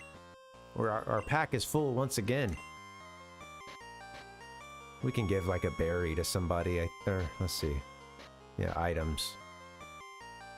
Do. What's the pink bow do? Powers up normal type moves. Oh, let's get that to UU milk. Yeah. Iron. Good stuff.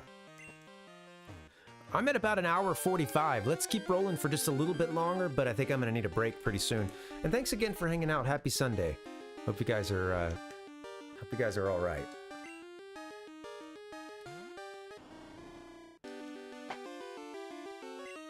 Probably get that break sooner rather than later. But let's go just a little bit further.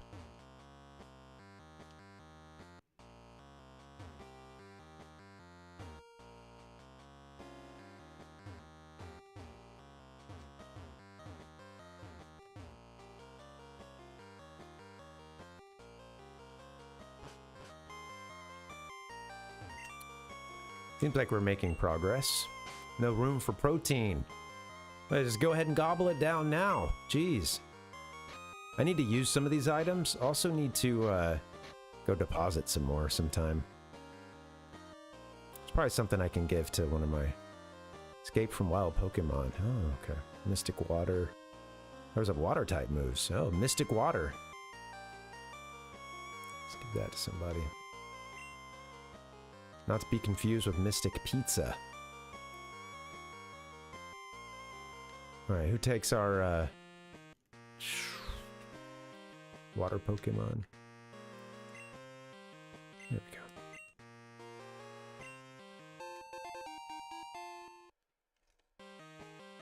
Hey, you very good. It's a little bit of an ego boost having Mario tell me I'm pretty good, you know? Feels nice.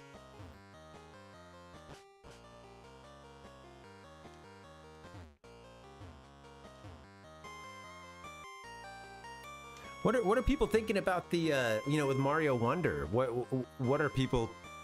I know there's the new voiceover for Mario, which obviously was a huge was a big deal to a lot of gamers, and I think that you know, that was the occasional piece of gaming news that that makes it outside the world of gaming, you know. That doesn't often happen. These worlds can be kind of separate lots of times, being the real world and, you know, the gaming world. Yeah, I was over at a buddy's place getting some work done the other day, and at the end of it I was just kind of tired, and he'd asked if I wanted to play some Mario Wonder, but I just needed to start. I needed to go ahead and start heading back, you know. So I was sad I couldn't hang and play some Wonder. Looks good. Heard it's fun.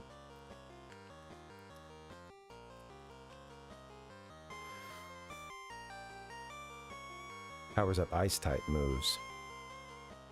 Need to deposit some items, I suppose. 5 Super Potion Awakening Repel. Let me see.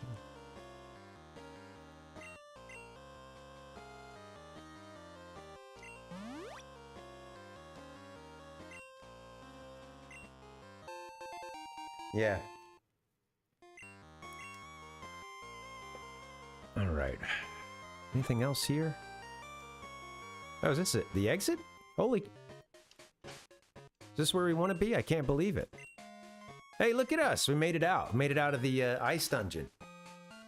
And we're on our way to the next town. I don't want to get spotted and have to do a fight. Love this music too. Love this track. This might be the one I use on my BRB screen. I can't remember.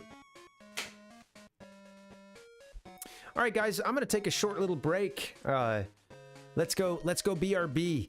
I've been at it for, you know, getting close to 2 hours now, so you guys know how it is. I'm gonna take us a good little break, and I will run a set of ads over on Twitch, so that for the next 60 minutes, nobody gets hit with any pre-roll ads. So, yep, you know what to do.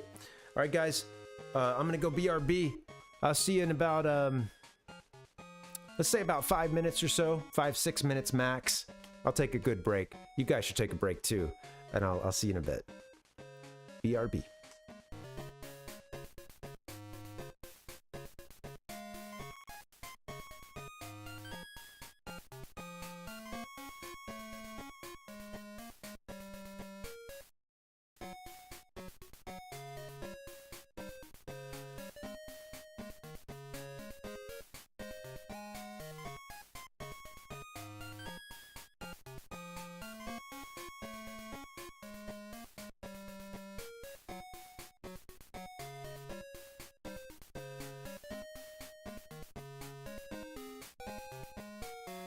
Hey, you very good.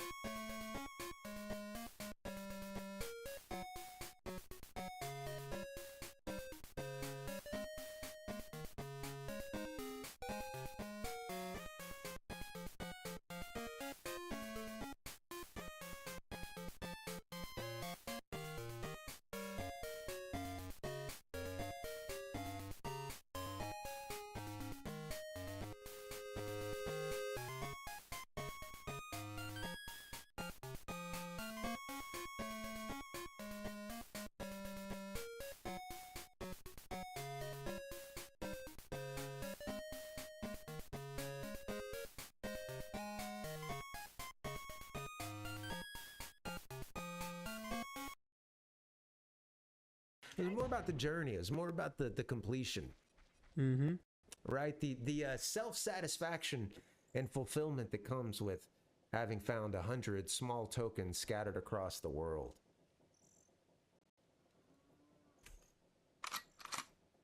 You know, there was a time, believe it or not, when you didn't need a reward for completing a game. All right? You didn't need a participation trophy. Hell, they gave us 200 rupees, we were overjoyed. We already had 500, we can't hold another one? Fuck it. 200 rupees, thank you, sir.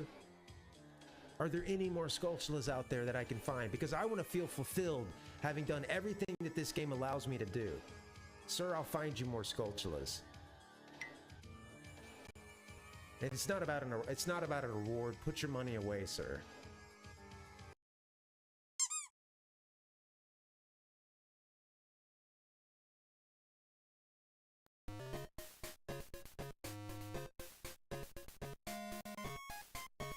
Give me a hell yeah!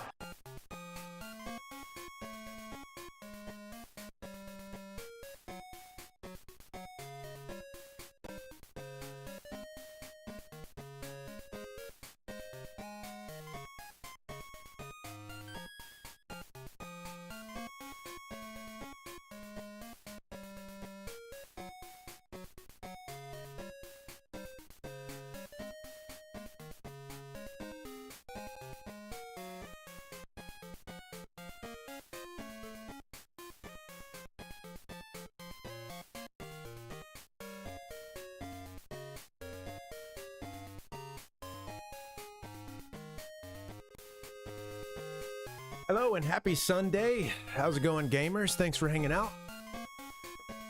Thanks for giving me a little extended break there, too. Had to get a little bite to eat. All right. I figured I needed to get back on ASAP because it had been a long break.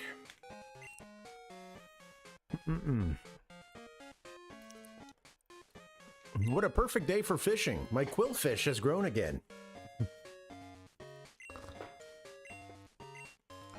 I regret ever ever giving Tully our number here. We never should have done that. I think they've already called a few times. Hey, you very good.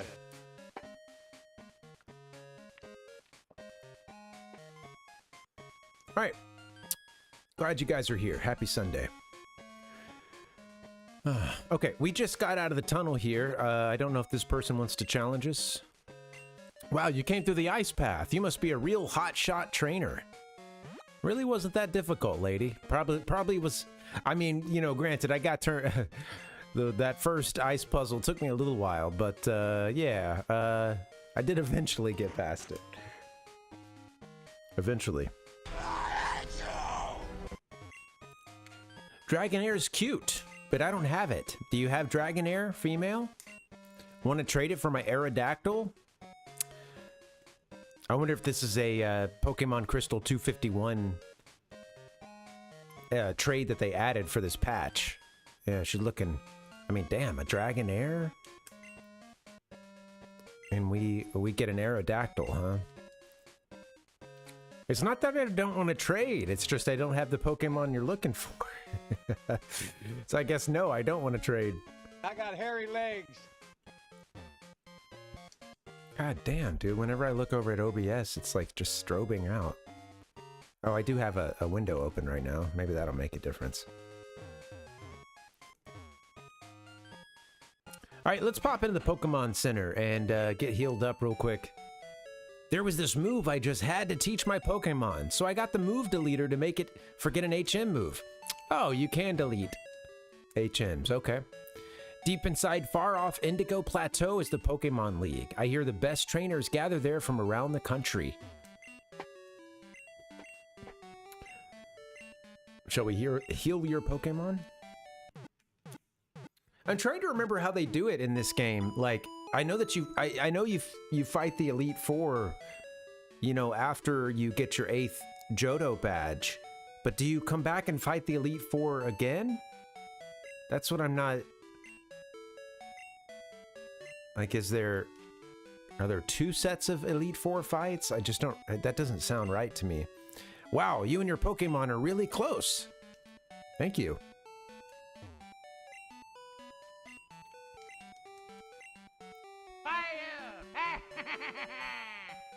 Wow, so cool. Yeah, so I told you guys, entertainment-wise, I've been on a wrestling kick for a while, and that continues. We are up to, we're about to watch, I think we're just about to watch either the main event or next to last event, on the Survivor Series 1997. And this is like a big date in professional wrestling here in the U.S. because it, and well, you know, yeah, you know, U.S.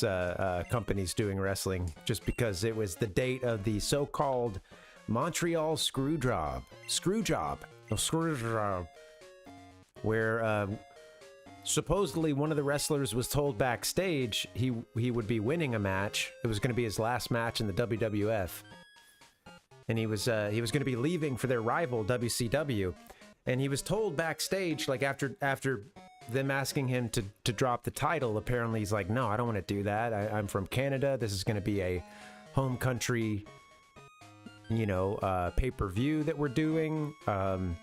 I'm the hero there, you know, like I can't drop the belt in Montreal. And supposedly he was told that he would not be losing backstage. And then, as the story goes, the fix was in, and the referee and the other wrestler were basically told that they were going to make that dude lose. Bret Hart is his name. The Hitman, Bret Hart, make him lose the title. And he supposedly didn't know about it. But I don't know, the whole thing could just be another work, as so much of stuff in wrestling is. I don't know if it's real.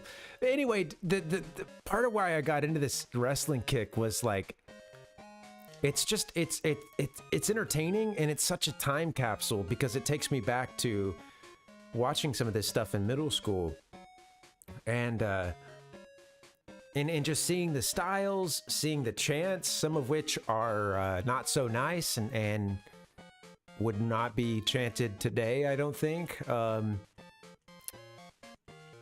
We need some balls. Let's get us some balls.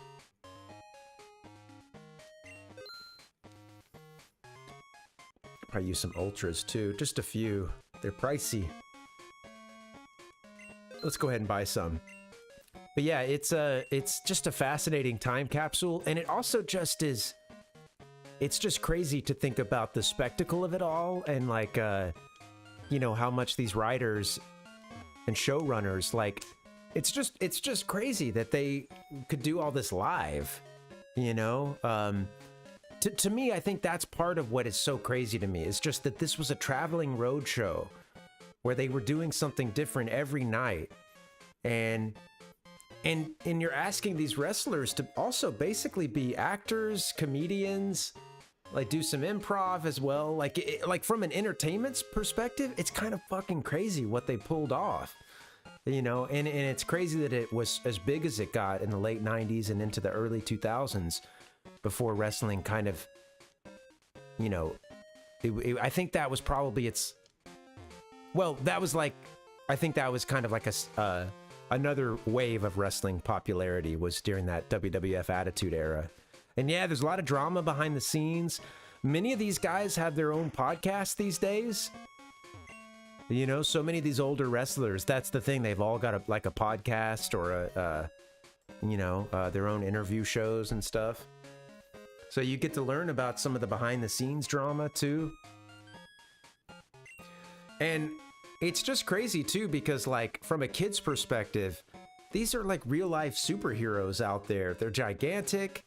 There's a level of the supernatural too, with a couple of the characters being like the Undertaker and Kane being like, there's some supernatural stuff going on there with them. Oh, they can dim the lights, or they, you know, like. Yeah, it's just funny, man. It's such a crazy. It's just hard to believe that it ever aired, that it all came together. And it's funny because I was talking to my partner about it and talking about how it's kind of inspiring from just a pure entertainment, like spectacle, perspective on it, you know, like thinking of you know, these old like, you know, P.T. Barnum and stuff, and just like you know, like what do you do to get the crowd, you know, and it's also bombastic and headline grabbing, or you know what I mean? It's just, it's crazy, man, the stuff that they would do, knowing that they needed attention and knowing that they, to get eyes on their stuff, you know, from an entertainment perspective. It's just okay, you're the Dragonair one. Cool.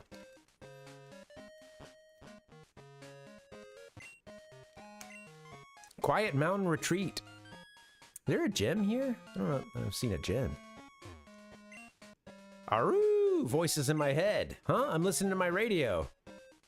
Okay.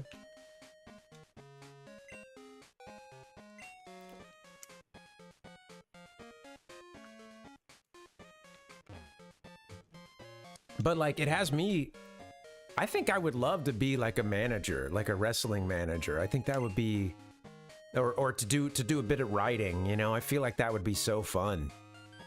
But I would love to be like a heel manager, you know, and just like, from a performance perspective, the heat that some of these guys get, the way that they can turn in tens of thousands of people. Or it wasn't always like tens, but yeah, the way that they can turn thousands of people into just like spitting mad and angry at them, you know. It's funny, man. Yeah, welcome back, Ichigo. Yeah, thanks for coming back in for a little bit. We're just talking about wrestling. I guess there's no gym here. Shut up! Oh, there it is. Sitting here talking about wrestling, and I'm looking down at a bunch of The Rock quotes, you know. What am I doing? You, Chico! It's missed opportunity. What is this? Dark Cave. That doesn't sound like something I want to do right now. Oh yeah, let's go drop some items off too, I guess, before I get too carried away. More item management. Let's go deposit some stuff.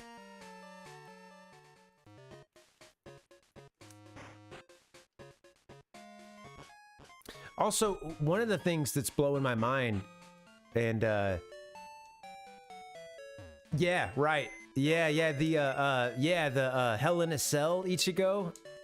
That's a crazy situation that I think a lot of people who have never liked wrestling, I think that's a pretty good entry point, just because, you know, it shows just how brutal it could be and how entertaining it could all be too. Yeah, man, Hell in a Cell.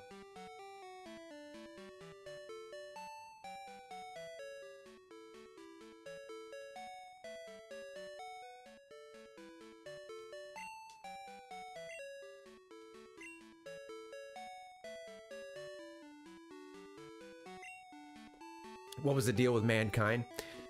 Oh yeah, so Mankind, so his So Mankind was one of 3 main characters by that guy.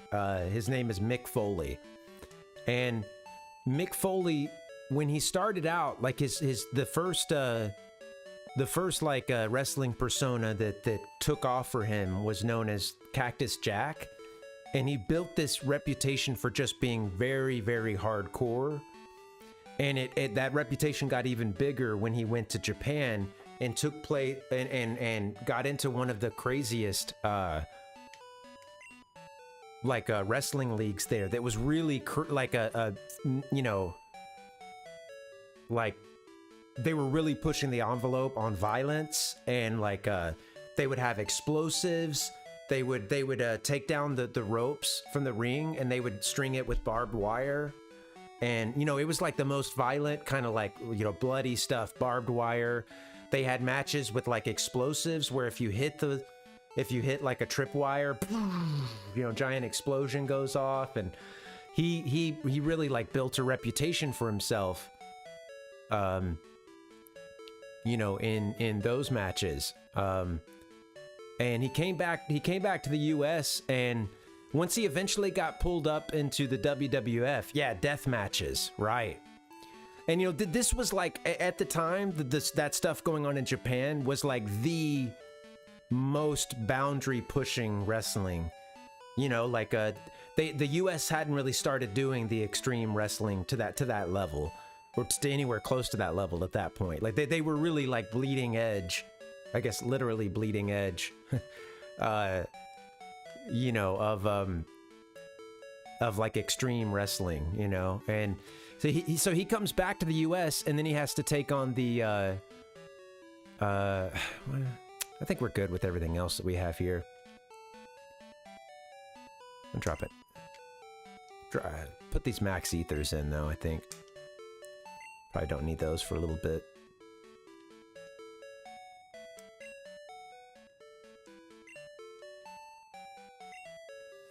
And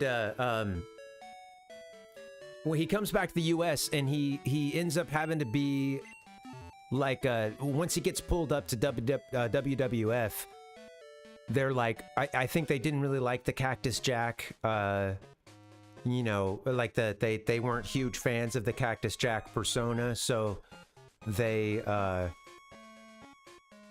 don't know. I think when he came to WWF is when they came up with that new character, Mankind, which was that he has that leather mask and everything, and he started as this kind of like, you know, I guess like schizophrenic wrestler, you know, and they would show him like he would do he'd cut a promo, you know, like before a fight where he's calling people out, and he would just like kind of like pull pieces of his hair out and stuff, and like you know, and like talk in like loud bursts, you know, and just kind of like cradle himself and rock and stuff. And it was a really strange kind of character that they were building for him. And over time, it kind of, they sort of lightened up on the like, he's that kind of crazy, and they got him more into like, oh, he's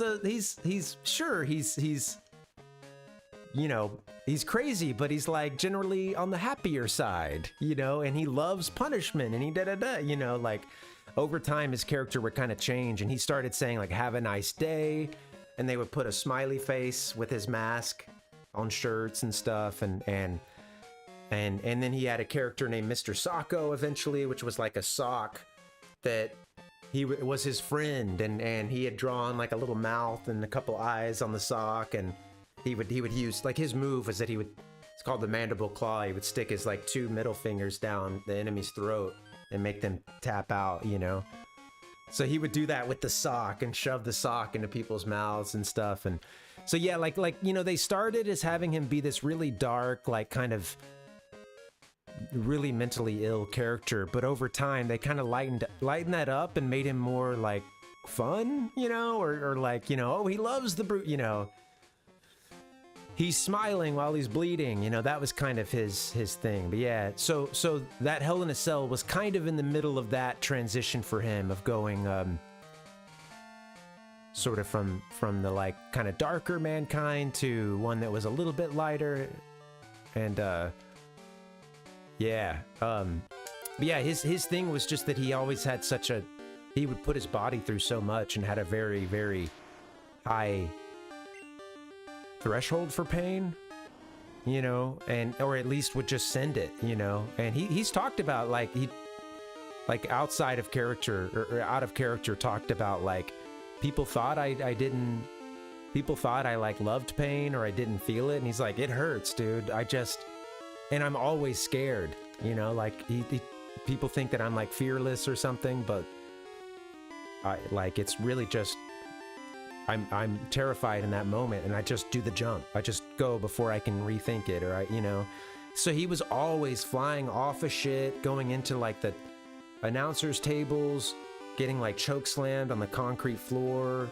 You know, like he really sacrificed his body, and he's pretty fucked up, like a lot of them are, but he started showing signs of kind of being pretty permanently damaged kind of early. Just because he put himself through so much. Sorry, I forgot who we were fighting for a second, man. Get in there, Peter. So yeah, that's kind of the and there was one other personality for him, Ichigo, called Dude Love, which was like when he was a teenager and he was doing backyard wrestling, he would that was the character he would play. It was this like kind of rock star hippie guy who's like, all right, you know, cool daddy-o, you know, just like take every little like hippie and hipster kind of thing and just throw it all into one character. Like that was sort of, you know, with a big tie-dye shirt and stuff. So that was like one of his other alter egos too.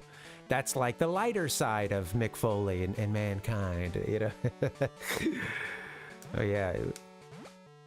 Yeah, dude, yeah, people will, it's kind of a meme, right? They'll like, there's the whole, don't let this distract you from the fact that on this day in 1997, you know, the Undertaker threw Mankind off the Hell in the Cell, or, you know, whatever. It gets referenced a lot, huh, Ichigo? They meme it pretty hard.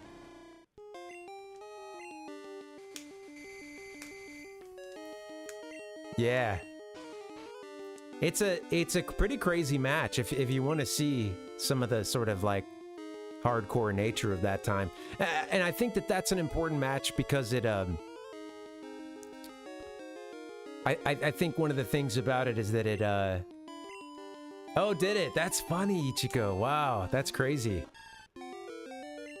I think one of the things about that match is that, like, you know, everybody says like wrestling's fake. But I think if you've just said that as a knee-jerk thing and you've never actually like paid attention or watched it, when you hear those words, wrestling is fake, you think like, oh, they're not hurting each other. When like they're absolutely hurting each other. Like they get hurt a lot, and like even when things are going well, this stuff doesn't feel good, you know. Like, it's not fun. I bet we'll kill him with the razor leaf. I need to be kind of careful. But then again, Peter's kind of low level. Let's see. But yeah, it's like I think that that's kind of one of those matches that helps people understand that when people say wrestling is fake, it's not that the physicality is fake or that everything they're doing is a fake punch or slam or da-da-da. It's more so that the outcomes are usually determined, you know? And the wrestlers talk to each other during the match, whenever they're like locked up, you know? Whenever they like grapple and they go to like throw the other one in the ropes, they're typically talking to each other at that point and like kind of calling what the next moves are going to be. So there's like a level. The way that wrestling is fake is that, you know, the higher ups, they know who is going to win that match. They bring the people in. They know, basically, they might have some bullet points that they want to hit in that match. Okay, you know, you're going to do your finisher, but it's not going to, he's actually going to kick out of it. And then at that point, you're going to do this off the ropes. You know, they like bullet point some of it. You know, they might have like some high points that they want to hit in the match, but they have to do a level of like kind of improvising on the spot, you know, and that is where some matches are more scripted. Like some wrestlers really wanted to have everything kind of scripted out, but most, they only had like the big points in the match, like the momentum changing kind of points. They would sort of maybe talk through that or do like a dry run of it or something, but yeah, there's if you ever watch it, like you'll notice that if you look closely, you can notice that they talk to each other in those moments, and that's usually they're working at that point. They're kind of just saying like, okay, I don't know the lingo. They probably got some shorthand, but you know, all right, off the ropes into a da-da-da, you know, into blah blah blah. You know, they're kind of saying that as they grapple up. So yeah, it's so like the outcomes are generally determined, but how you get there is not. And it can be, you know, things can go wrong. People can get hurt. Refs can accidentally Like maybe you know, let's say, you know, me and you are wrestling and I go to pin you. You're supposed to win the match, but then the ref forgets that or screws up and they do a 3 count. You know, stuff like that happens that just screws things up sometimes. So there, you know, there's always like a level of unknown or you know, guys get hurt in the middle of matches and they'll have to like kind of change what's gonna happen, you know.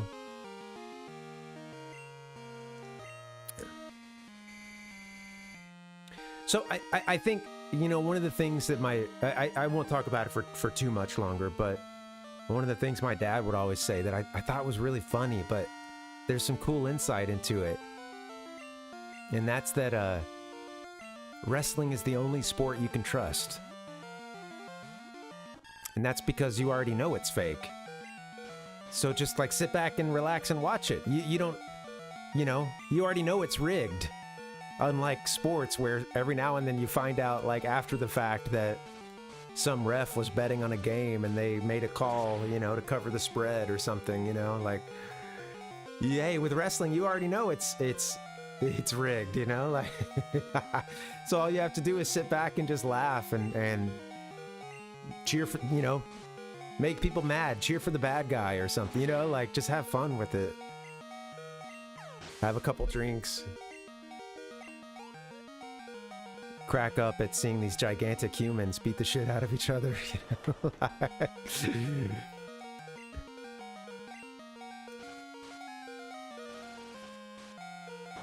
Who the hell are you, anyway? I asked my dad recently how he got into wrestling, because I never knew how or when or why. It was just there when I was a kid, and he said his granny used to watch it. His grandma would, whenever it was on local TV, she was really into it, and she got really, you know, she would watch it with the other soap operas and stuff, or alongside the other soap operas. And he said, like that was the only time he heard her curse, was one time she like, I think it was like, they had this one character, he was telling me, I think it was this one character who was like, it was a woman wrestler who was like just kind of a snake, you know, and just sort of a, you know, like, I guess a heel, a bad guy, you know. And like Dad said, it was like one of the only times he heard her cuss was when she was like, this character came on the screen, and he said his grandmother was like, oh, there's that bitch or something, you know. Just like, you know, just like, oh, that bitch, you know, just like so upset, like, yeah, right, cat, you know, something like that, you know. It's just pissed off at the screen and, you know, ready to. Yeah, it goes back, Ichigo. It goes back. And I'm not a wrestling super fan by any means. I hadn't watched it in many years until I got into this recent kick. But I'm enjoying the ride. That's where this game belongs, the fucking garbage. I honestly, there's just, when we're watching it, I can't believe what's on in front of my screen sometimes. It's like, how did this ever... How did any of this ever come to be? It's so ridiculous and absurd. Especially the stuff they did during the Attitude Era in WWF. It's so raunchy and like base. He's gonna blow up on me, isn't he? Yeah. The Rock, oh yeah. Yeah, he's the most electrifying man in sports entertainment. Yeah, the people, he'd take off the elbow pads and, you know, throw them, and then take off to the side and do the people's elbow. Can you remember his other big finisher? Sometimes, right? Sometimes this was the setup to the people's elbow. This is what gets him laying on the ground.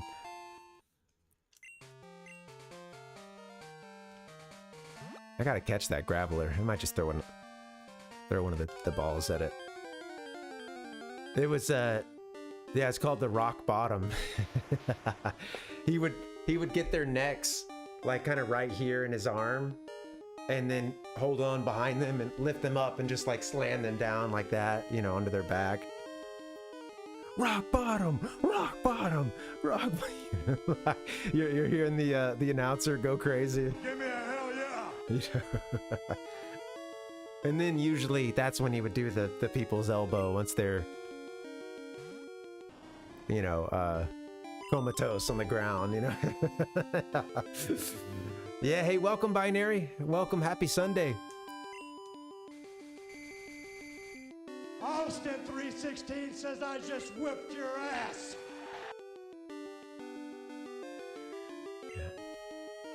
Yeah, it's a classic. Yeah, welcome Binary. Happy Sunday, buddy. Hope you're doing well. We might just need to throw an Ultra Ball at this fool or something. Just get them caught. I don't know. Oh, I used a Great Ball. That's okay. It's almost over. I did, Binary. That was fun. Yeah, that was fun. Yeah, so on after Friday, I did a rare raid for this channel. I'm really bad about doing raids, and I would like to get a little bit better about that. But still don't want to do it every time. But I want to mix that in for sure. And yeah, we raided Ryzone. Ryzone was doing some karaoke, and he had a 46 song playlist. And once I saw that he was on, I was like, yeah, we got to drop in. And he was towards the end of it. I think we only got about 2 songs or so, and then, you know, he had to rap. Yeah. Yeah, Binary. No, yeah, no worries. I like a little chain yanking. It keeps me on top of my game, you know.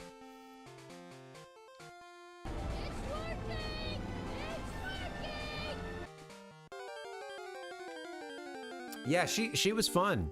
She was playing Pokemon Yellow. Any Pokemaniacs you want to see an entertaining playthrough? Yeah, Binary just listed their username, and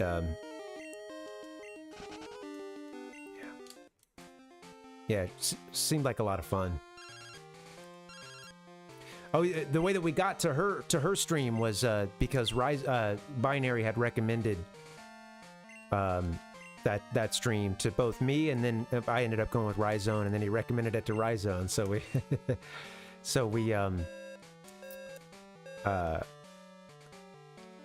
you know, we eventually made it in there. Yeah, right. Yep, she's just doing Pokemon Yellow right now. We caught yesterday. We were catching some of the like the Lieutenant Surge fight. Yeah. Why do I climb mountains? Because they're there. Why do I train Pokemon? Because they're there. It's good. It's a good attitude.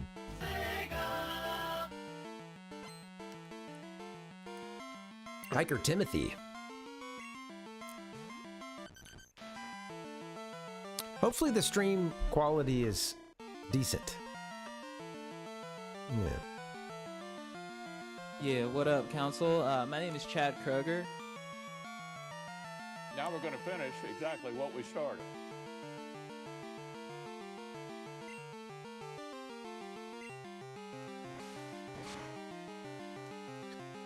Flying versus ground.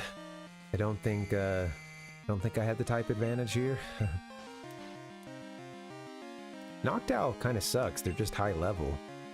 That's really the only thing they got going on for them. I got to get UU Milk in at some point if I'm going to work them into our rotation.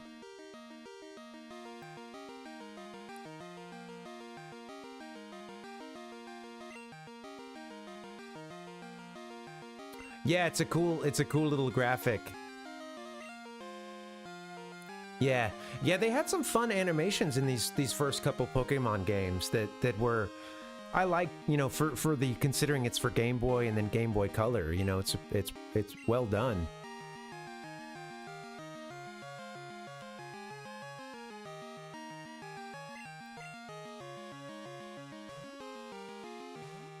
Pop this fucker in, turn this son of a bitch on, and play some Superman. I mentioned it earlier, but yeah, Superman 2 has been out for a little bit. Seems to be very popular.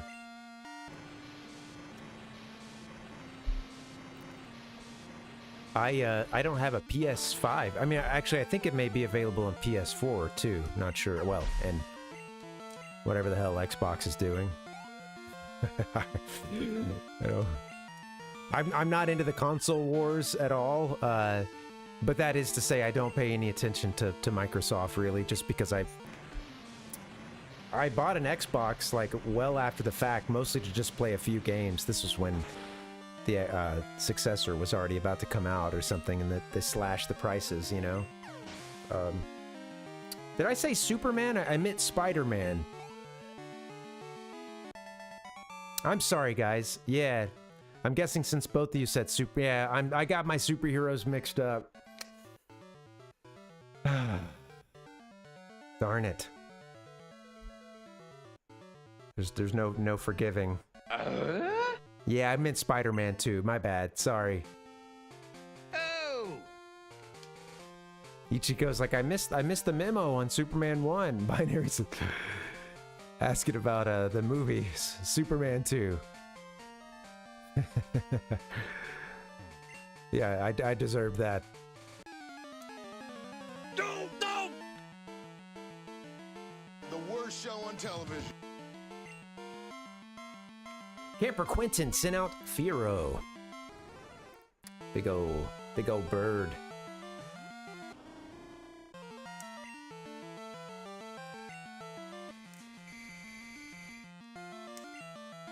Firo fell asleep. Night night. No forgiveness. I know, right? Yeah, you gotta come correct, man. If you're gonna be talking, video game characters, or rather comic book characters, you know, you gotta come correct. They'll let you know when you're screwing up. Ichigo, right? I know. Sorry, man. There's no rings that you have to fly through. It's don't worry. It's all good. You don't have to fly through any rings. Everything's okay. Oh man, one of the Reddits one of the video game Reddits I look at, someone recently like did whatever the like, you know, whatever the like toughest challenges are in Superman, like the equivalent of a platinum or whatever. They are 100%, you know, doing the levels on the highest difficulty. And yeah, they had taken a screenshot of the end or something. It was just like, man, ledge. Total ledge. Beating this game on its highest difficulty level. That is a disgusting act. Tauros is ready to charge. It's a cool animation.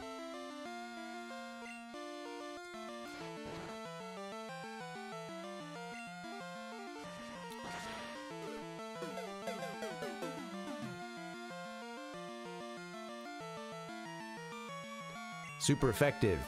Got about 50% damage. Let's try it again.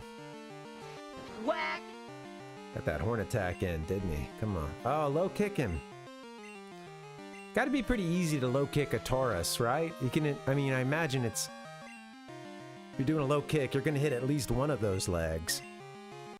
I just like to imagine a Taurus like jumping over it, you know, just...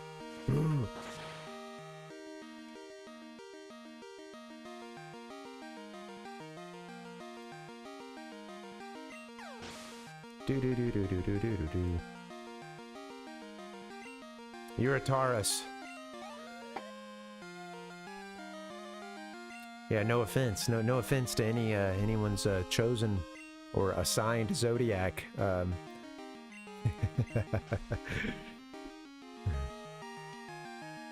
Whack! I can't think about the zodiac though without thinking about this incident at my last apartment, where we're inside. This is during the pandemic. We're inside and we're hearing, I'm just hearing some commotion. And I'm take offense. I'm hearing some commotion and I coming from the courtyard, and I don't know what it is. and I'm hearing someone chant something. And then I'm hearing, open up.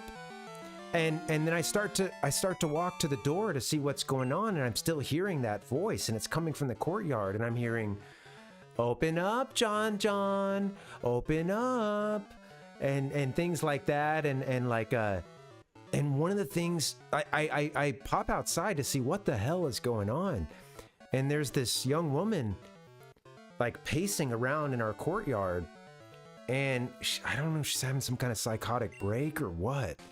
But like she was walking around and going, like she was knocking on this one door and then walking around and talking. And one of the things she kept repeating was, maybe I can't really clap that much because of the mic, but like, Capricorn, open my door. Capricorn, open my door. Capricorn, open my door. She just like kept saying, kept like repeating that over and over again. Capricorn, open my door.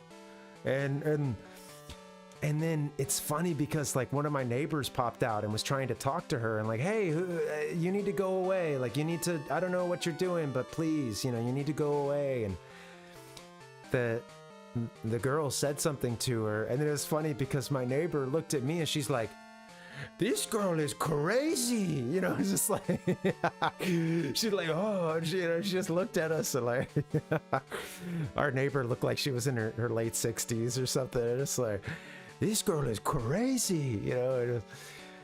But yeah, we just kept hearing, Capricorn, open my door. Capricorn, open my door. Like, you know, just over and over again. And I remember one of the things she said was like, if you're a witch, something like, oh yeah, like, if you're a bitch, stay inside. If you're a witch, open my door. And things like that. And like, you know, just so funny, man. Like, just the stuff she was, I can't remember. Unfortunately, I tried to write some of it down. The ravings of a possible madwoman, a person in the middle of a psychiatric crisis. I had to write some of it down just because it was some street poetry. And I didn't want it to disappear. And yeah, I know, right? Yeah, I know, right? It was like, if you're, I'm trying to remember what it was. It was like, if you're a witch, come outside. If you're a bitch, stay inside. If you're a witch, open my door. You know, I just yeah, Southern California binary. Yeah, she somebody was having a hard time. And my thought was like, okay, if anyone inside this apartment that she's pacing around outside of, generally, if you guys know this girl, you need to deal with this, you know, like if this is somebody's ex or whatever, like, because we're all miserable right now while this person is outside doing this. And I don't know who did. Yeah, I'm not sure who, but somebody eventually called the cops. I think the lady who was my neighbor who had come out and was like, this girl's crazy, you know. But yeah, man, I'll never forget. Capricorn opened my door. Just over and over and over again. How dare you?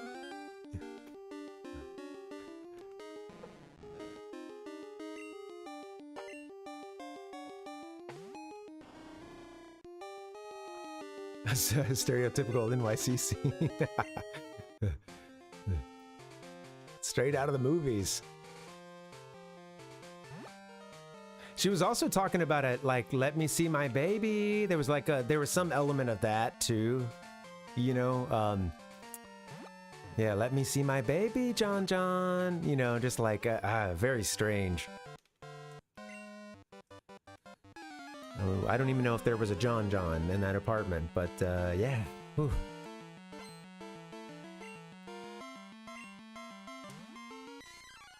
It's fucking bullshit.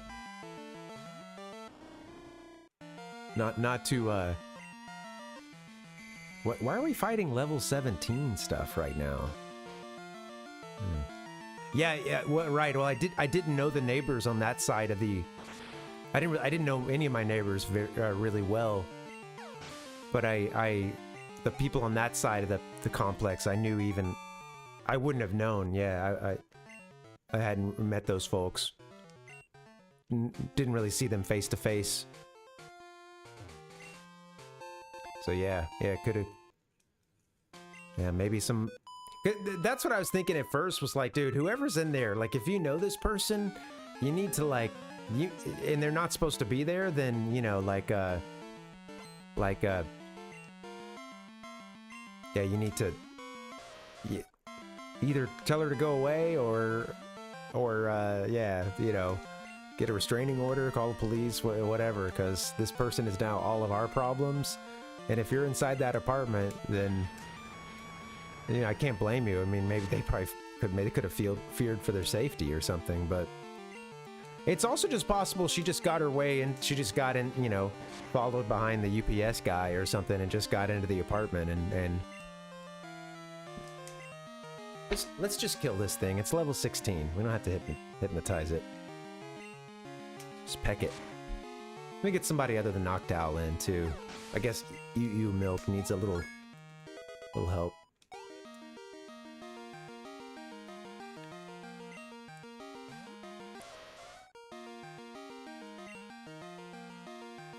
You Milk might actually be able to take this one, especially if Noctowl puts it to sleep.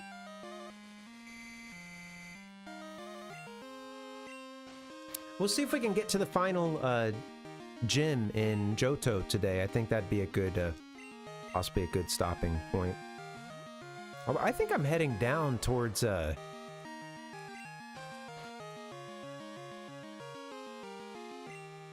think we're heading down towards, you know, New Bark City right now, but... I'm gonna throw a boulder at you!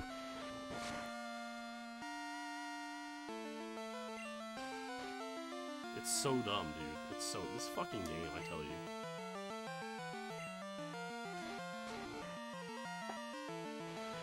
You guys got anything going on this week? Anything you're getting into?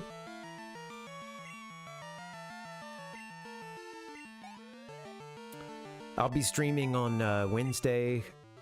Well, Monday, Wednesday, Friday. The boulder was super effective. Gem and Goldenrod is my favorite. It's filled with pretty flowers. It really made me angry to lose. I'll have to train much harder. Here's my number. I'm Aaron. Don't forget. Want to battle me again? Nope. Why do these two have Pokemon of such a low level? Guess because we're getting close to New Bark City or whatever. New Jack City. New Bark City. New Bark Town, I think it's a town. I did, yeah. Yeah, no, it was a good fight. Thanks, Nick. Yep, town. Not quite a city. The township of New Bark. Mamma mia! How you guys feeling? It doesn't matter how you feel! Yeah, welcome, Nick. Happy Sunday.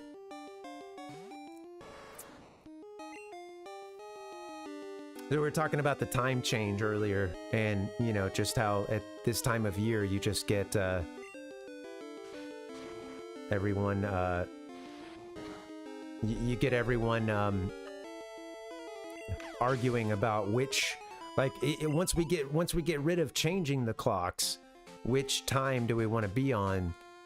Daylight savings versus standard, with no one being able to agree. So there's the dark cave. That seems to be like the only thing kind of unexplored here in Johto for the most part. But yeah. Nick says gotta be on real time. Yeah. Yeah, it's funny, man. People will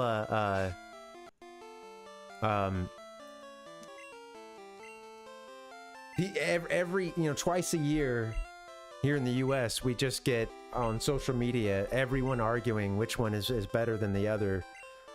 Most agreeing that it's stupid that we're still, you know, changing the clocks twice a year, but the issue being which one do you stick with?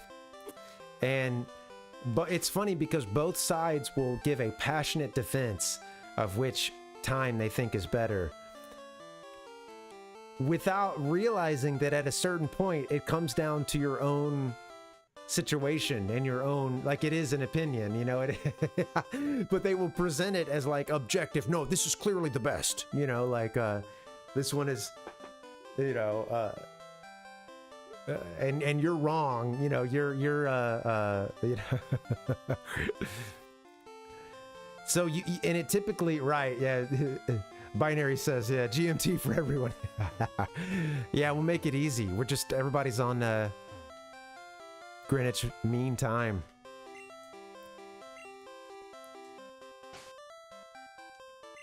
That's like in Star Wars, you know, everybody, they'll sometimes talk about like a basic rotation because, you know, you can assume that these planets don't all have a 24-hour day. So they have some kind of like standard for time and for, you know,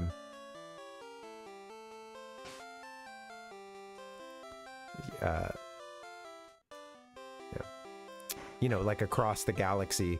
That way they have some way to know like a static time across the galaxy.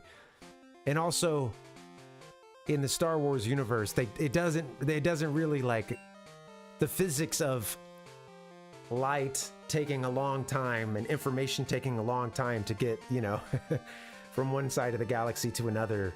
Relativity doesn't really seem to exist. It's kind of more like, I don't know, the ocean, you know, it kind of one static. Even the ocean isn't static, but yeah, maybe you catch my drift here. Nick said, I don't think having a sunrise pushing 8 a.m. is acceptable, and I will fight to the death. Or fight to the death, right? The perfect reply from Binary as well.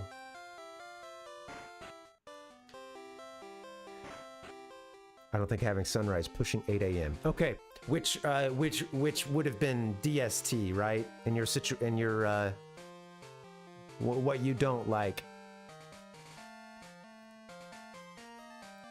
Yeah, right.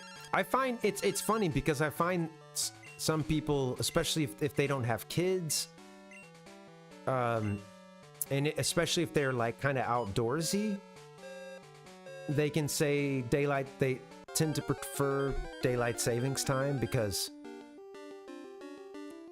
you know, that means that according to our clocks, the sun is going down later. You know, they get off of work at 5, 6, and then you still have a couple hours of sunlight. With the downside of that being, when the day is at its longest, it's still, it's like not going, it's not even dark at like, you know, 8 p.m., 8:30, you know, like at the height of the summer.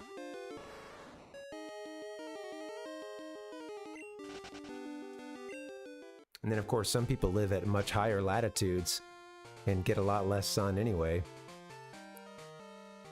All right, I need to go get our flyer Pokemon and 9 p.m. big sunlight in summer. I know, yeah.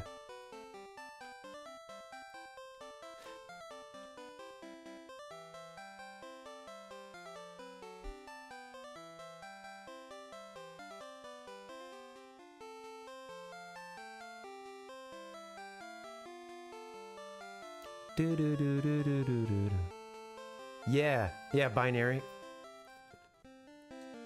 Things are a little bit easier when people do know GMT, or I think it would be helpful if everyone knew what their, at least could do the mental math, you know, with like, okay, where I live right now, it's GMT plus whatever, you know, or GMT minus, you know, and if everybody knows where they are on that timeline, if you learn that another country is GMT plus 3, you can just do the math, and if all we ever talked is GMT, we wouldn't do that at all, and we would just be accustomed to going to bed at, you know, whenever. I wake up at this time, I go to bed at this time.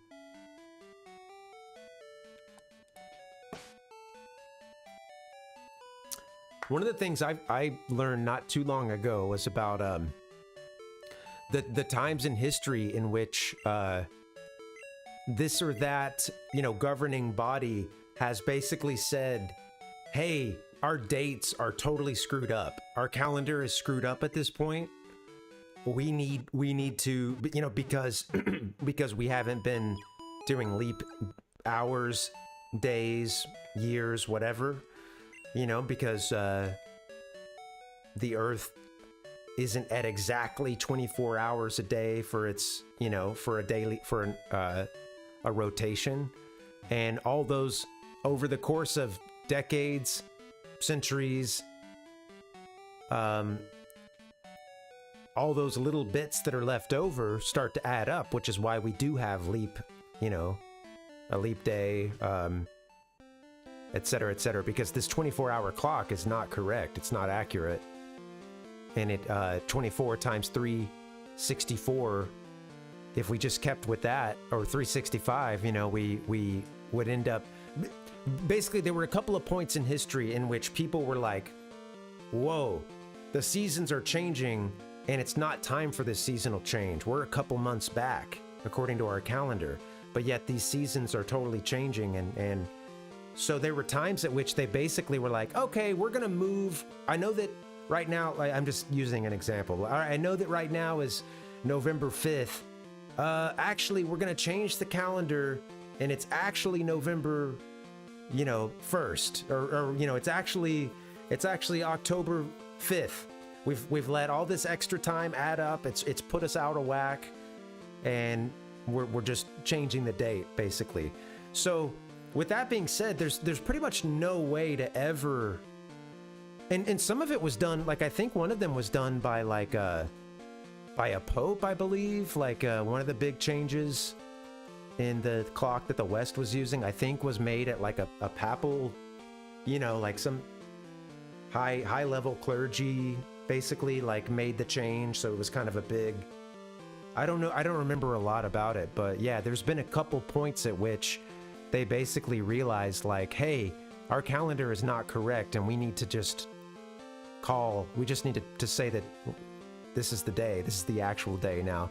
So with that being said, there is no way to precisely, if you see an ancient date, you know, the Ides of March, the 5th of March, is that really this many years to the day? No, it's not. Like, it's gotten screwed up at this point. So like, you can't actually know some anniversary from some ancient date, even if you knew what that date was on the calendar, and we know what that date on the calendar, their ancient calendar, might have meant for us today. But the fact that the calendars have been reset a couple times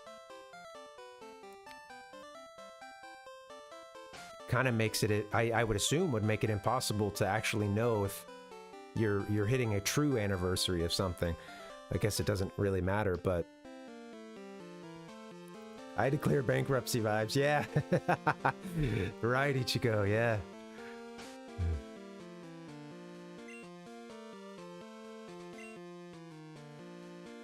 Okay, so here's where we are. Sorry, that was fun to talk about, but didn't mean to idle too much, just walking around. We need one more badge here, and I have to admit, I don't know where she is. I was expecting her to be in this new place that we opened up, Blackhorn City. We went through the ice path and came out on the other side. We did not go into the dark cave. But so my thought was this gym is either in Blackthorn City, or it was in one of the gyms. Oh, they told us to go to Tin Tower. That's right. I forgot. It's, you know, it's been since Wednesday since we played. Wednesday. It's been since Wednesday since we played, so I've forgotten. They were telling us to get over to Tin Tower. I remember an NPC getting on our case about that.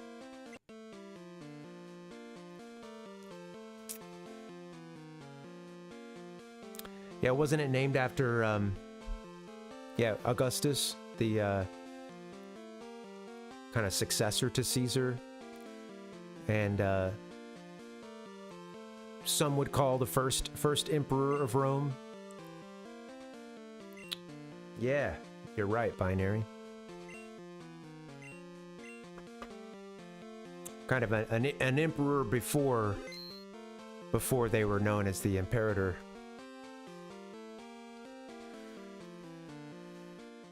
Augustus was the one that finished off the Civil War, the Roman Civil War in the Republic, and eventually defeated his rivals, and kind of at that point was able to consolidate his power across the whole Republic, and was basically the first. He was pretty much the first emperor, although he wasn't called that at the time.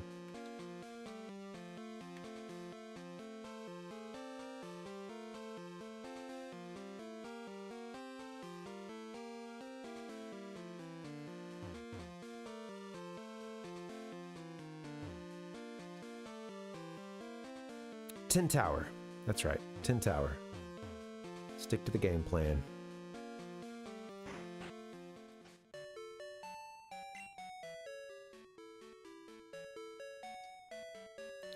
We'll go in with this team, I think.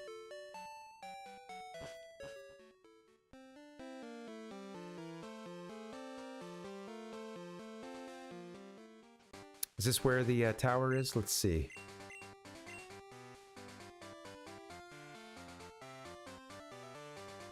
Wait, no, I didn't fly yet. Okay. Let's go get our flyer. Duh, sorry. Doo-doo-doo-doo. Thanks again for hanging out, guys. And happy Sunday. I'm enjoying this playthrough. I think we'll go a little past the top of the hour. You know, I've got 6:43 now. Maybe we can rock it another 30 minutes or so, and then I think I might wrap up.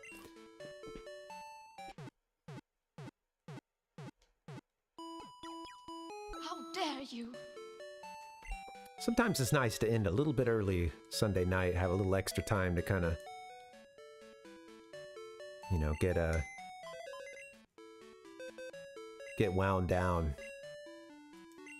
for before it's time for the next day. Do it all over again the next week.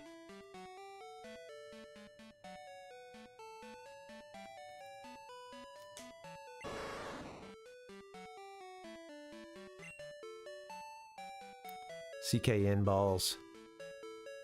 Let's see, let's get widget. Got a new video up on YouTube as well.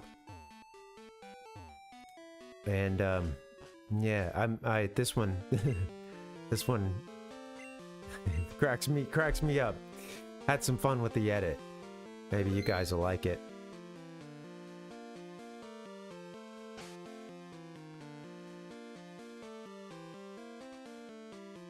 Yeah, Ichigo, I've thought about the same thing. A part of me wants to reorient my schedule, because I'm with you for the. Yeah, I definitely feel you on that. It can be difficult to wind down and yeah, you know, it's hard for me because I don't feel. And thank you for that, Nick. Thank you. It's hard for me because I don't feel. It does take me until like the early afternoon to really start to feel like I'm myself. In terms of just I'm running at full speed. I feel like I have my mental quickness and my, you know, my stamina at a good level, and I just feel fully on, you know. I don't usually get there in the morning, although I can if this, you know, something really jazzes me. If I have something to really look forward to, I can certainly get into the, you know, I can wake myself up and do just fine. But all that is to say, like, yeah, I hear you, man, and it can be difficult.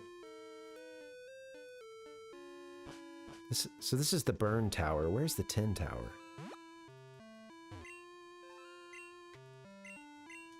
It's like sort of up and to the right, I think.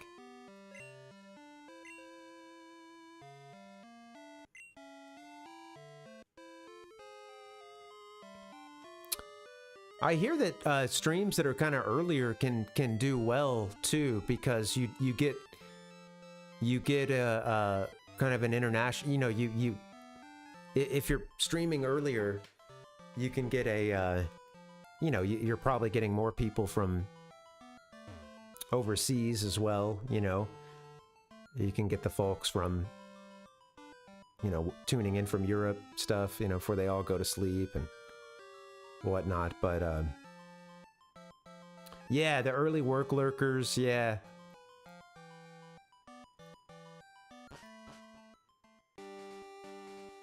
Tin Tower out this way.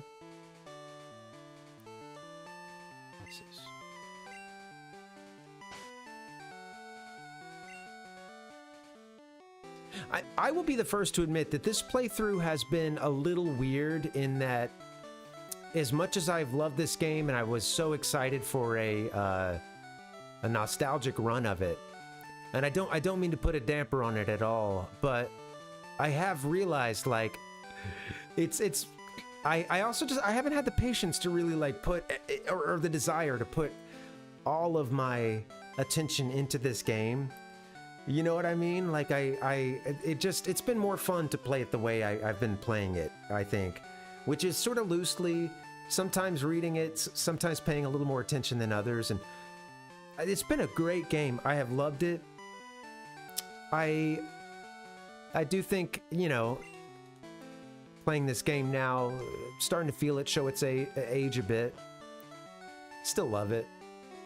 I kind of wish, for my own selfish purposes, that I had a playthrough just, you know, on my Game Boy. I can just, you know, put it on my GBA SP and just play around the house and pay more attention and all that.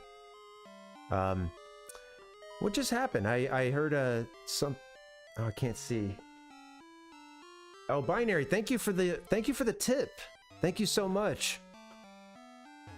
Yeah, thank you. Give me a hell yeah. Yeah, thanks, buddy. Yeah. I saw where you mentioned the Gregorian calendar. Yeah, that's the one we used today. Tin Tower, Burn Tower, not the same thing? Is that what I am to believe?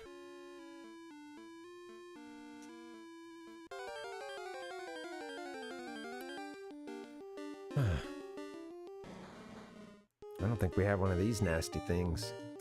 Nasty things. That's mean, Wheezing. I'm sorry. Yeah, thanks again for the bits, Binary. Yeah, you're it's been cool, man. It's nice to have someone who like on Discord, you know, you do a lot of cool posts of your collections and stuff, and I need someone to correct me when I'm getting some of this stuff wrong, you know. Yeah, it's been cool having all of you guys around, and yeah, I appreciate you guys.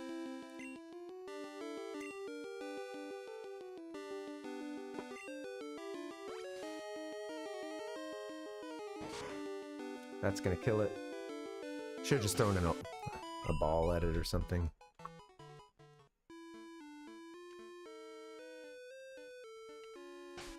Hey, give me a second. I'm gonna be silly and look up the Tin Tower really quickly, because I'm drawing a blank.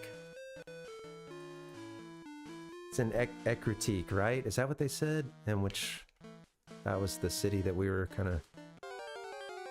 Tin Tower, Pokemon Crystal.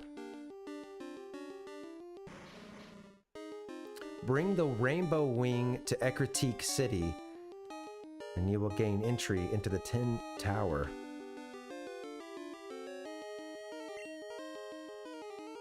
Yeah, that's right. Yeah.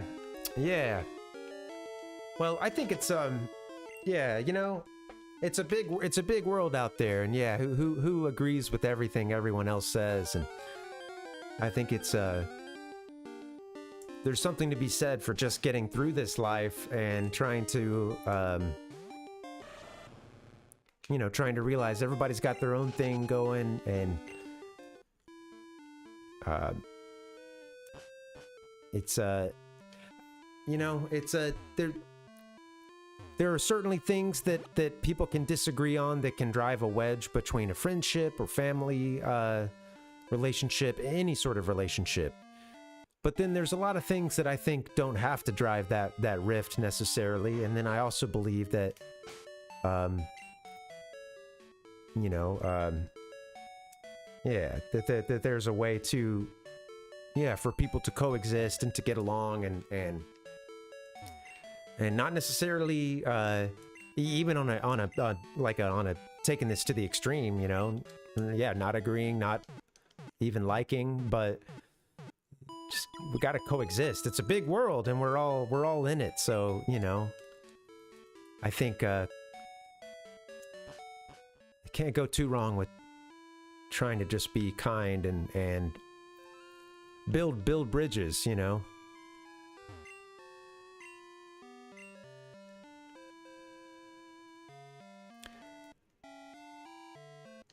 And realize that not everybody has the same set of experiences to you, and the conclusions that you've been brought to are the result of a specific path in life that you took, that maybe that person you're talking to hasn't had those same experiences. Well, you can guarantee they haven't had all those same experiences that and lead up to how you got to the things that you believe or hold dear or whatever. And you know, you got to realize that there's, yeah, people, I don't know.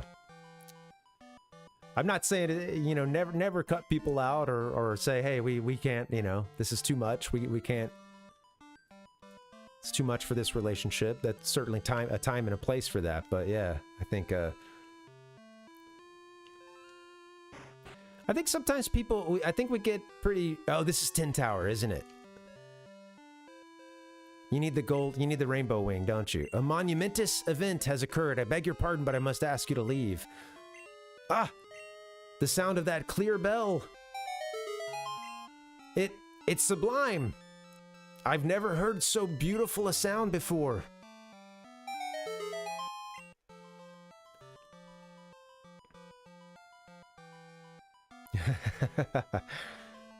Well, you got yours now, Binary. Right? Still working where you do? The bell, something is indicative of the bearer's soul. You may be able to make it through Tin Tower. Please do go on. Perfect timing there. I see, it was a temp thing, okay. Well, yeah, you know, the thing about, yeah, I guess the thing we were saying can be true even with our parents, you know. We didn't go through the same set of experiences with them that they did, and it's hard for us to see each other's perspectives sometimes. So yeah, sorry you're hearing that, you know, and you are right that you aren't your dad. And I don't mean that in a I mean, obviously, you know, you're not your dad, but yeah, just where you're unique. You've got your own set of experiences, your own stuff to deal with. He's got his stuff to deal with, and I think we're about to have to do like 3 fights in a row based on the way these guys are positioned. Legend has it that upon the emergence of a trainer who has the ability to touch the souls of Pokemon, yikes. A Pokemon will come forth to put that trainer to test at the Tin Tower. The legendary Pokemon Suicune has arrived. We, the wise trio, shall test your worthiness to go inside. So this is part of the storyline stuff that I think that they added for Crystal. However, it's been so long since I played Gen 2, and I only played, you know, Gold, or Silver rather, so I don't know, whoops. Didn't mean to do that. No! No!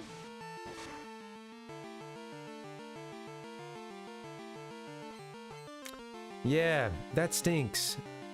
I'm glad that you were able to get it temp, and that does tell me that if you were able to do that, then maybe there's a possibility that that would help you the next time they're looking for some help, or you know, if you ever had could apply again, or you know, at the very least, that even if it was a temp thing, that could help you get whatever your next thing is. So I guess could be one way to look at it. But yeah, sorry that it didn't turn into anything bigger or longer lasting, you know. I was mentioning this. It was on Thursday and Friday. I'm subbed to a few local subreddits that for some of the places I've lived, and I don't know what was going on. You know, it just every now and then, you know, you'll see a rash of the same types of posts in a short amount of time across different places on Reddit. And yeah, all of those city subreddits, people were saying, dude, is anybody else having trouble finding a job right now? And it was a lot of people commiserating about that. Like, yeah, dude, I am too. I've done this many interviews. I've done this many applications.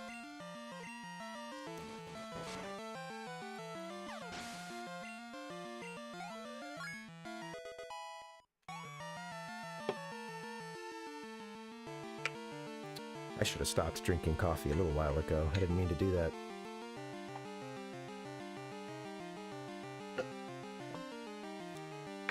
Yeah, you need...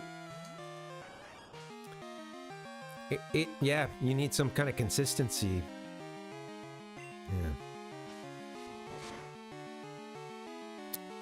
Yeah. Yeah,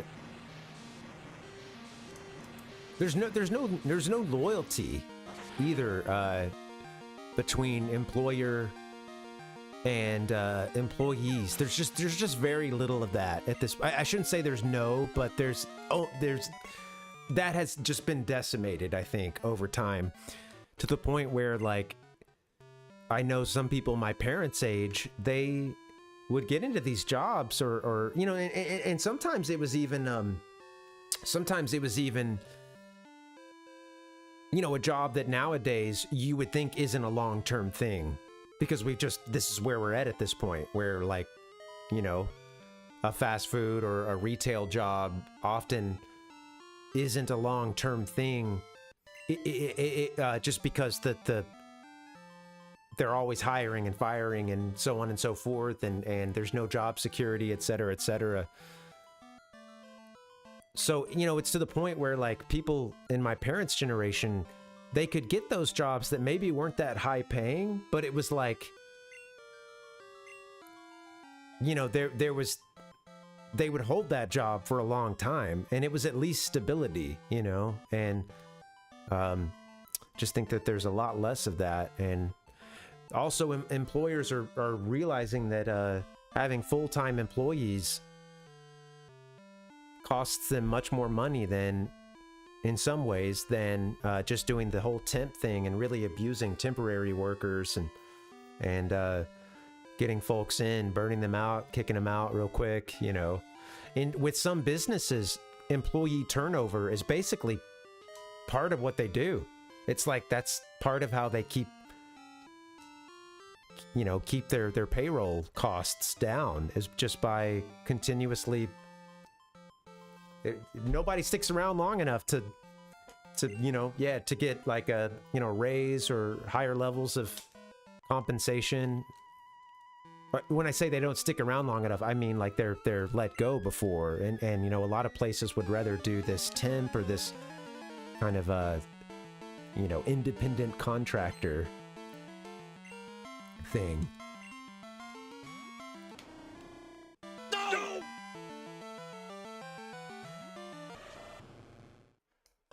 Yeah. Yeah, well, binary, it's tough to be loyal to a job as well, when you realize that if you were to get sick, or whatever, you're disposable often in many jobs. That's a tough pill to swallow, to realize, like, man, you know, at a certain point you think about that imbalance of like, wow, I've gone into work sick, or, you know, I've been called in on my days off, gone in when I didn't want to go, I stayed late for this or that, I picked up these shifts, you know, I came down and closed the store on my off day, whatever it is, you know, and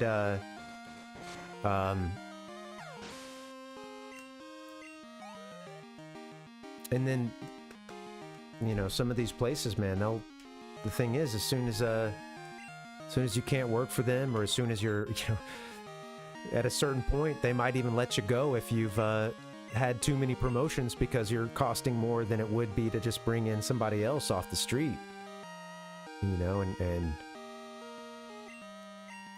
yeah, thanks, Binary. Yeah, sorry, I wasn't speaking so much to your particular situation. You get what I mean, more like the bigger picture here. But yeah, it's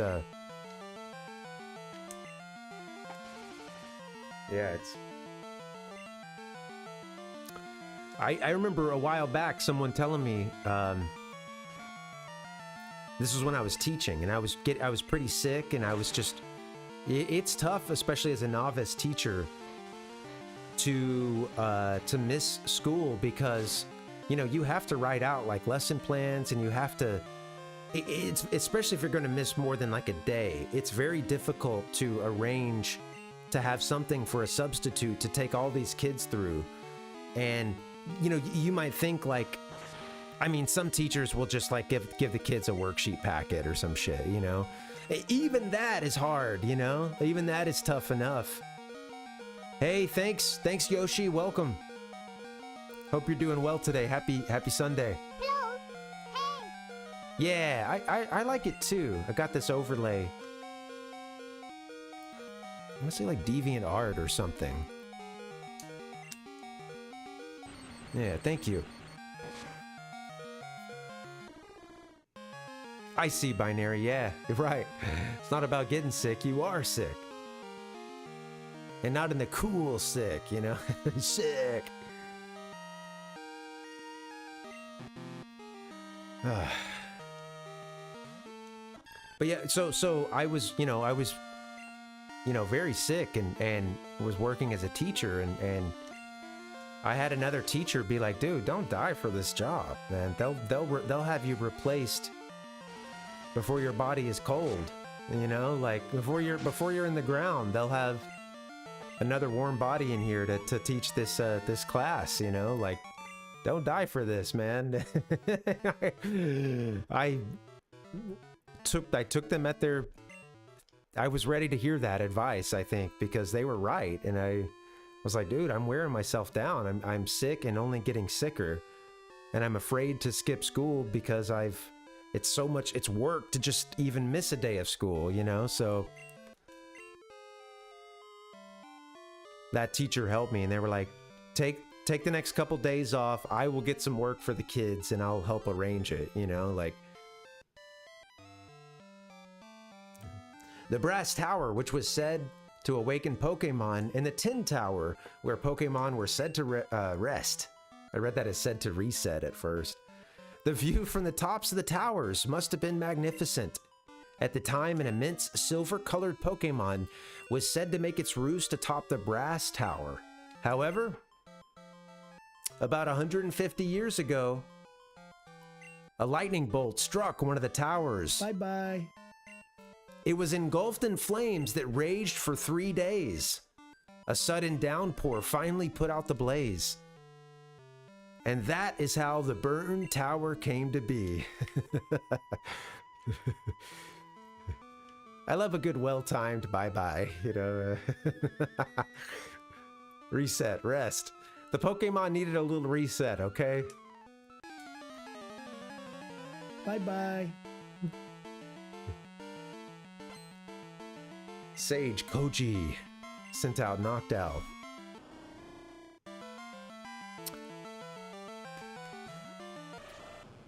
This was a kind of a low productivity stream. In terms of the game, I did not get a whole lot done in today's session. I must admit. God, I gotta get somebody else in. I need to... I got my best Pokemon up at the top. Pseudo-Widow's good too. Whoops. Whatever. I should just do Surf. Get the stab. Yeah. Yeah, Poop Vein was one of the yeah, I know, right? It's pretty intense, Yoshi. That one was recommended by one of the viewers here. And it was because of the description that they give in the Pokédex that says something about yeah, Mayodongs. Another great name. They gave that name. It's because of the Pokédex description. It said that the little swirl pattern was its intestines. It was like it has a clear belly and you're seeing its intestines or something. So he called it the poop vein. And just seeing those two words, I had such a visceral reaction to it, you know, that I felt like I needed to, I didn't want to run from that. I wanted to fight my fears, you know. I was definitely afraid of that. And I was like, we gotta name it. There's nothing else we can name it at this point, you know. It's gotta be Poop Vein. It's in the chat. We just gotta do this now. So yeah, it's a tough one. I might have some trouble here if I don't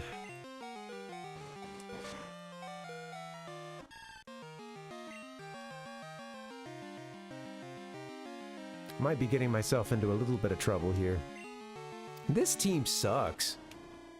I honestly don't like my team. I think before the Elite Four, we're gonna shake it up.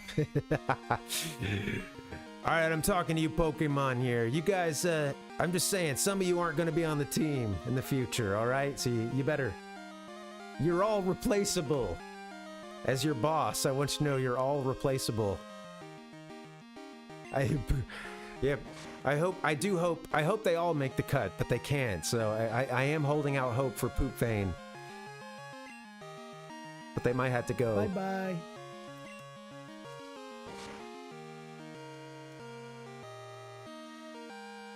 Yeah, just giving up if you see Poop Vein. I'm not going there. Where do we go from here? I remember thinking I was like, you know, I'd never played Pokemon at a competitive level, but you know, I remember like having Soul Silver and being like, oh, let me try the online battle system and just kind of, you know, see how it goes. I've got a pretty good storyline team here, and then getting in and just getting waxed, you know, just getting like not standing like they would sweep, you know, they'd sweep my whole team. I'd go up against some like Japanese trainer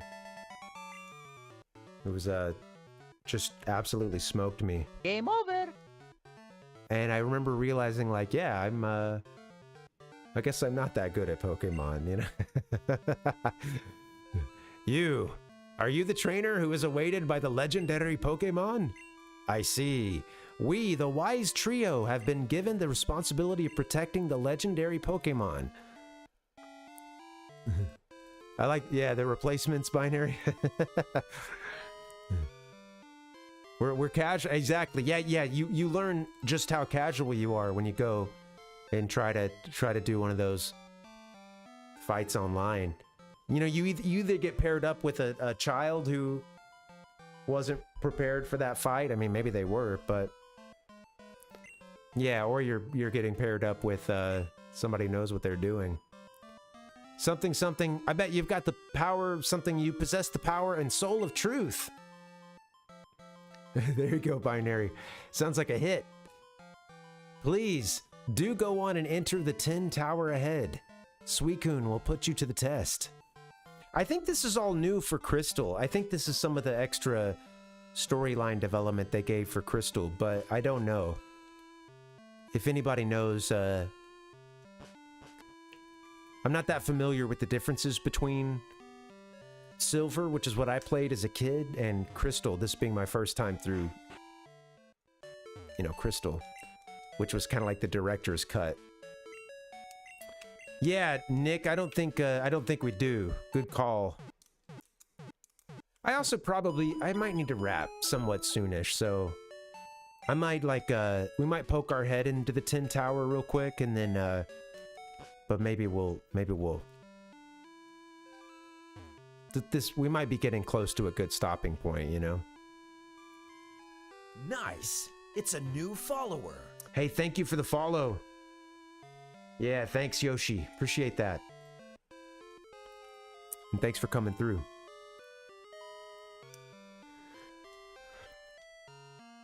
Let's go.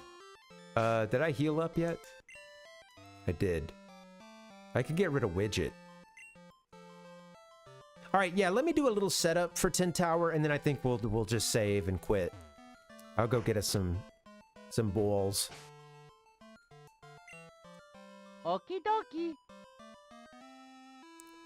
Give me your balls, mister.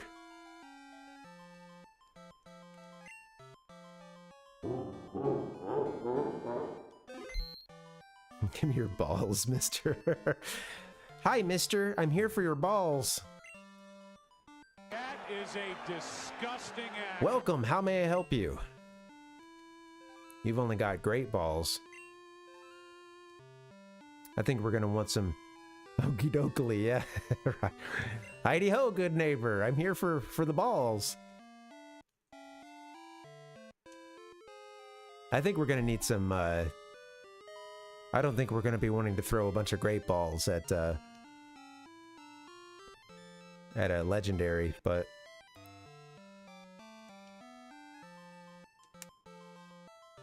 or I don't know what, there's a difference between legendary and then there's some other term too. I never caught the distinction there. Something's wrong with the G diffuser. But yeah, I guess there's like, I can't even remember what the other term is, but yeah, it's like the other good Pokemon, or like lore sort of Pokemon. I'll get some of these and then we'll go buy some of the ultimate balls too.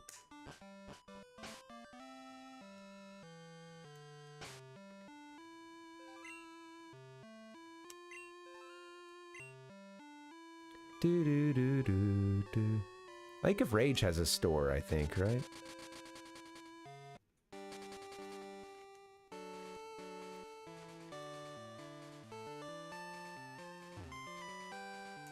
I love the nighttime. I just love the nighttime coloration.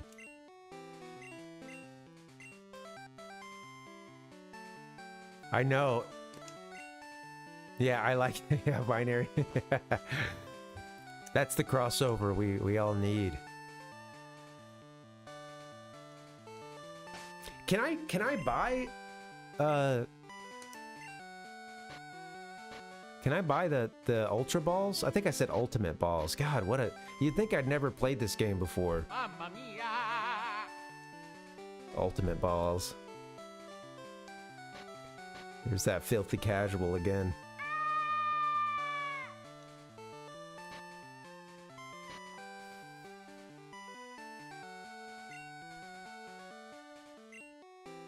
Didn't I buy some earlier? I did. From where?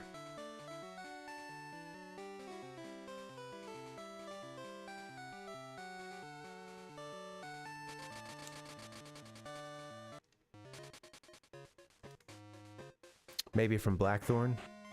Must have been here. Yeah. Well, you know, we probably just need to spend some money on these, honestly. I think I'm okay to drop a little coin at this point in the game. Because, coming up soon, you know, we're going to be getting some money as we, you know, prepare to take on the last gym, and we still have the last gym ahead of us. Then we have the Elite Four, a couple other dungeony spots too, and then of course, you know, Kanto. So I think maybe I can drop some money on this, but I don't know if I need to drop this much. Resource management. I hate it. This will put me at 28 Ultra Balls, which is pretty good. Whatever, let's just spend the money. We will use these. We also have nuggets we can sell. In fact, I'd feel a little bit better about life if I sold some nugs. Would you like our nugs?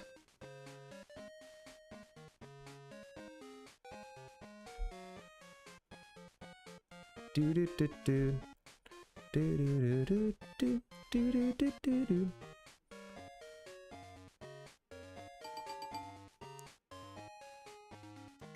Oh, I think I deposited some nuggets too. Look at that. Know a streamer that has redeems with videos of DBZ where Nappa and Vegeta are looking at Johto as a Pokemon. Nice, that's a good creative redeem. Speaking of which, I haven't forgotten that you brought that up, Binary. How I'm kind of I'm definitely lacking in the redeems. That is a project of mine for the next couple weeks to kind of look at that and see what we can do to liven things up a bit. I've been needing to kind of shake things up a little bit and, you know, make this more exciting for you guys, a more entertaining stream. That's one of the things I can do, I think, is work on those redeems. Thank you, and thank you for that feedback. It was right on the money, honestly. A critique, that's right.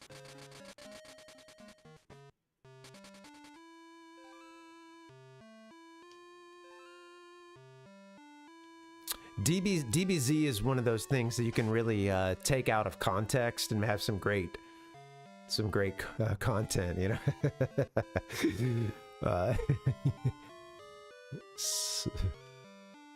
It's pretty wild stuff when it's just ripped of its context. I remember being a kid and watching Dragon Ball Z and being into it, and you know, after the big Namek arc, you got into some big like filler episodes, and I remember one of them and just being like, what are we doing here? And it was where Goku and Vegeta, no, Goku and I think Goku and Piccolo have to go get their driver's license because I think it's something like Chi-Chi is pissed off at Goku because he can't just do regular, you know, dad errands. You know, he can't just like load Gohan in the car and go buy some groceries or something. I don't remember what it was, but basically like he couldn't drive, and you know, they're also trying to hold it down, you know, and have people not know maybe that he is this who he is. You know, you can't just go flying to the grocery store. So of course they have no other option but for Goku and Piccolo to go and get their driver's license. And I didn't know about how bad anime, and it's not just anime, I mean all kinds of shows can do filler, but I didn't know the reputation that some of those big anime had for filler at that time. But I knew something was wrong. I was like, what is this? This is like, why are we here? Why are they getting their driver's license? Like, I don't believe this justification here that, you know, like,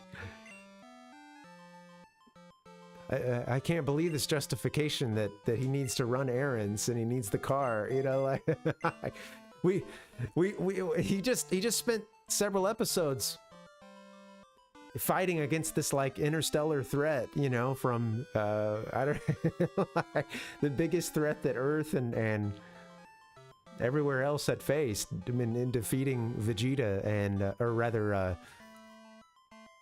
Frieza. And now we're getting our driver's license?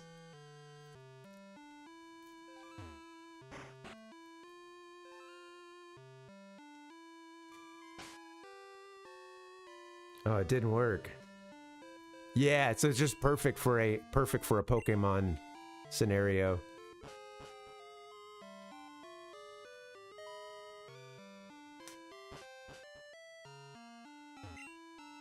Please do go on. Suicune will put you to the test.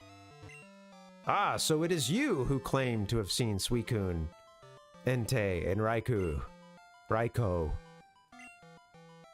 Unbelievable. Legend has it that they can't be unbelievable. Wait, what is the line? Is it the Princess Diaries? He's always repeating the same thing. Inconceivable or whatever. Yeah. Wait a minute, you saw the legendaries? Inconceivable. In the past, there were 2 9-tier towers. Yeah, we read that one. Okay. In 10 Tower, Pokemon were said to rest. The view from the tops of the towers must have been magnificent. Skipoo. I think I'm gonna get into this tower and then maybe save. Dude, we've heard your sad story before about how your god Pokemon died, so thank you. Sorry. I'm gonna go catch him if I can.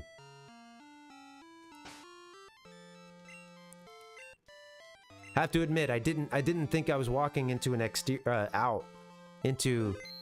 exterior scene here amongst the trees, but I'm guessing we're heading over to 10 Tower. And we are. Here it is. A legendary Pokemon is said to roost here. Alright, well, we just saved. So this is what frees these guys, or at least what frees those two. Oh shit. Alright, well, let's do this. Let's try this. Let's try this once. And if I don't get it, we'll I think if I don't get it this first time, we'll just try again next time we play. Cool music.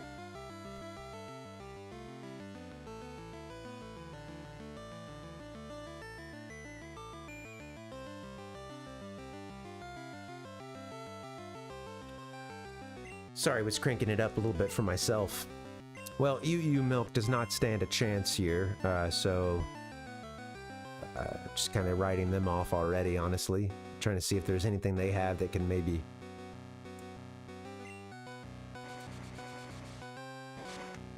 Gust, huh? I wouldn't have expected this legendary to know that move.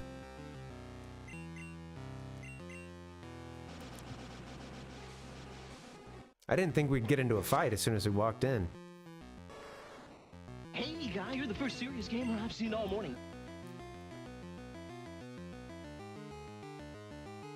What even is Suicune? Is it like an ice Pokemon? Water?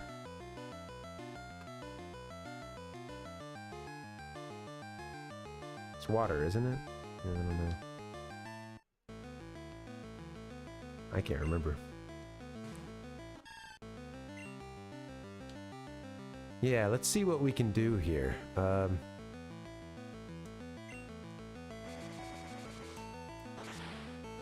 Ouch.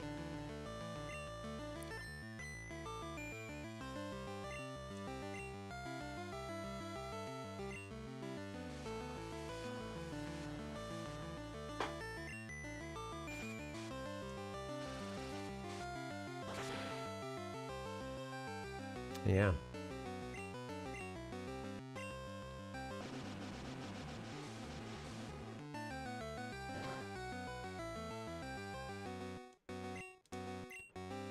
Great music.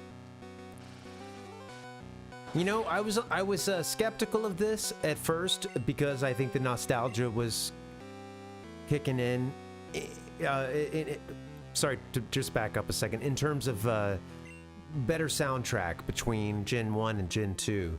And I think I was kind of like... I think I was kind of, you know, uncertain of what... you know, like, I think the nostalgia was speaking big for me, and I said I love the Gen 1 music. I had listened to that OST more. But having gone through this, I will say, I think Gen 2, the music is better. I think it's better overall. And when I've listened to the soundtrack recently and listened to some of the kind of remixes that they did of the Gen 1 music, I realized like that stuff's really good too. Darn, I don't have anything in the way of healing other than like some max stuff, which I don't think I should really use.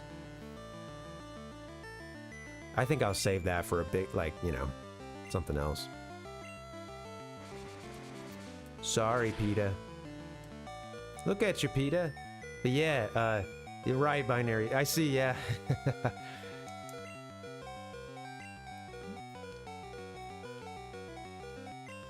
Sounds like a pretty memorable redeem, you know. I need to get something of my own.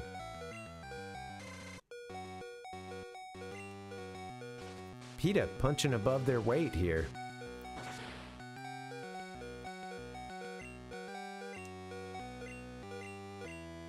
That's gonna put PETA away. But yeah, that final thought I had was, you know, in this game, when you, especially once you go to Kanto, you get the soundtrack. And now, correct me if I'm wrong, but like before I started listening to the OSTs recently, I had thought that this game just used the same exact music from Gen 1 when you get to Kanto. They just had those same arrangements, same exact music. But I'm pretty sure that they, you know, gave it a little extra shine and put some extra depth to it for Gen 2 here. So they took the music from Kanto and did it better. I know that the fight song is, or that the battling music and the wild Pokemon music is different. It's more complex in this version, even if it's you know, based off the original song. I'm pretty damn sure that they added some extra, kind of gave it just a better sound palette and more complicated arrangement that worked well. Yeah, Nick, and man, for Game Boy Color, wow, you know, just crazy.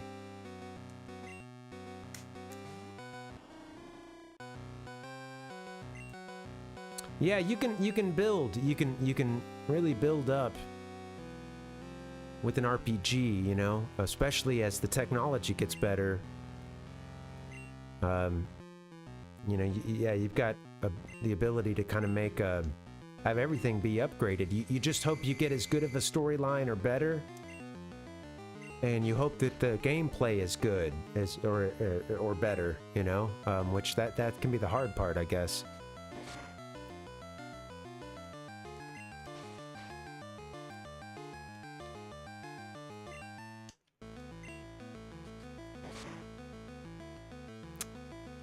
We might kill this thing with one more. I'm worried we might kill it with one more peck. I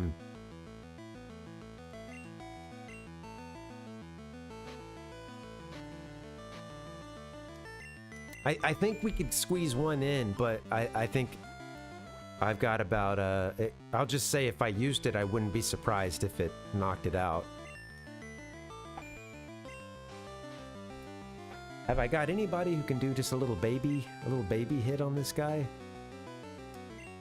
A baby hit, a little baby rip. Maybe like a bubble from Poop Vein or something. Let's try a few more balls first, and then we'll go from there. I think it needs to be down further. I think we're gonna have a hard time getting it at this stage. Yeah. Yeah, you know, Binary, I may still have it. Dragon Quest 3. I had, you know, branded as, of course, Dragon Warrior. Yeah, I had the Game Boy Color version of DQ DW3. And I had read that it was a pretty good, pretty well-liked version of the game, but yeah, I think a lot of people like that, the Super Famicom version. Ah! Brand new 16-bit Super Nintendo with Super Mario World. Wow! Thought we had it. Hey, thanks for hanging out. Sorry, I gave us I thought I'd, you know, I had said we'd wrap up a little bit before this, but I also wasn't expecting to go into this fight. So let's see what we can do to wrap it up I think we'll, I think I'll call it a night once this fight is done.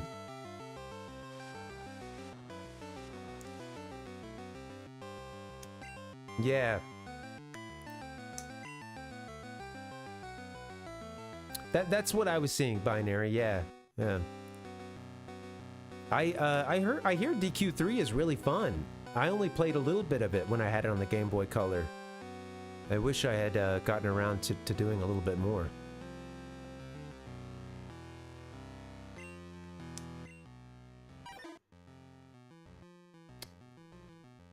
You know, I might bring in PV and see what they can do to like maybe their water gun will do something.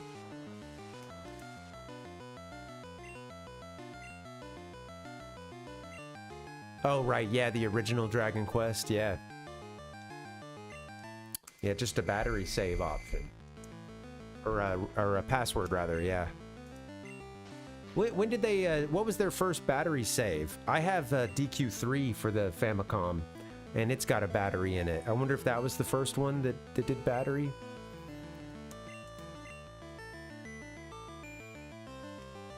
I'd like to play it, but my Japanese is not up to snuff.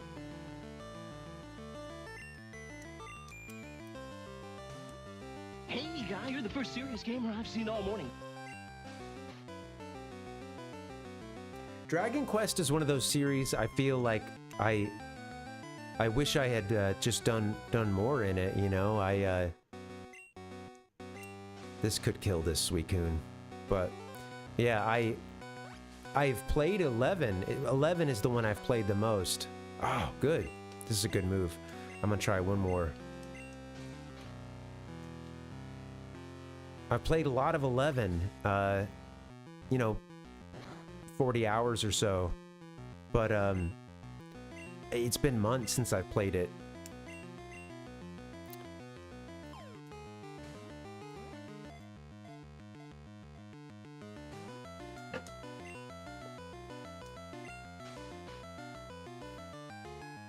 Probably the second one had the battery save. Interesting, yeah.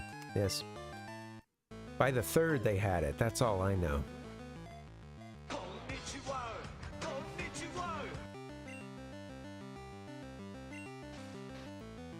I was seeing something, you know, whenever people talk about their favorite earlier Mario games, I know I'll see people, and I even saw some post on one of the retro subreddits somewhat recently about Mario 3, and someone was, yeah, there we go, got it.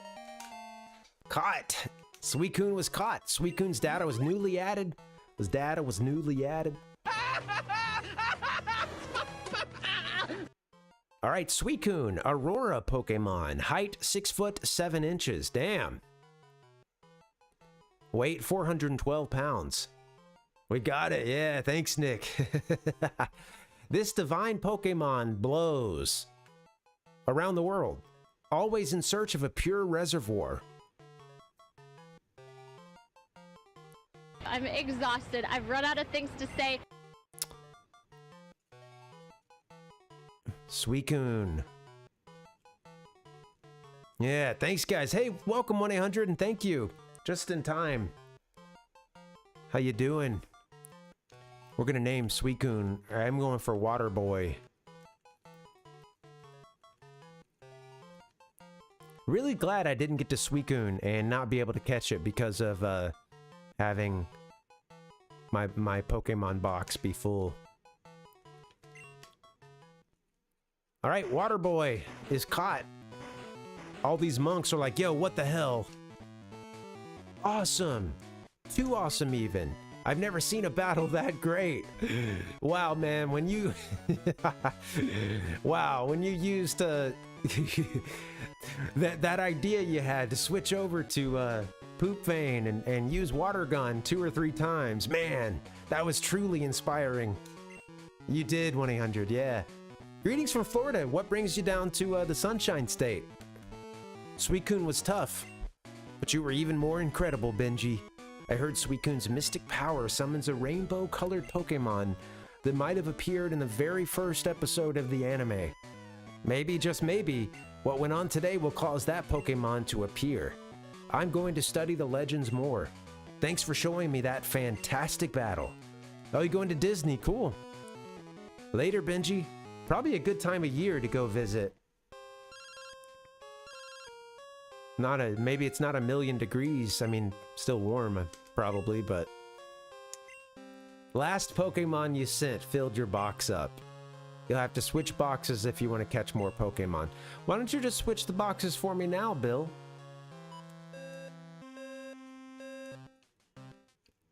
Well, have fun. Have fun down in Disney World. Hope you're having a good time. And are you going to see any of the other parks too while you're in Orlando? I do think the legendary Pokemon are testing us humans. When the Brass Tower burned down, 3 nameless Pokemon were said to have perished. It was tragic. However, yes, we've been through this. Oh, and maybe you haven't given me this specific info. A rainbow Pokemon, Ho-Oh, descended from the sky and gave new life to the 3 Pokemon. They are Suicune, Entei, and Raikou. That is what they say.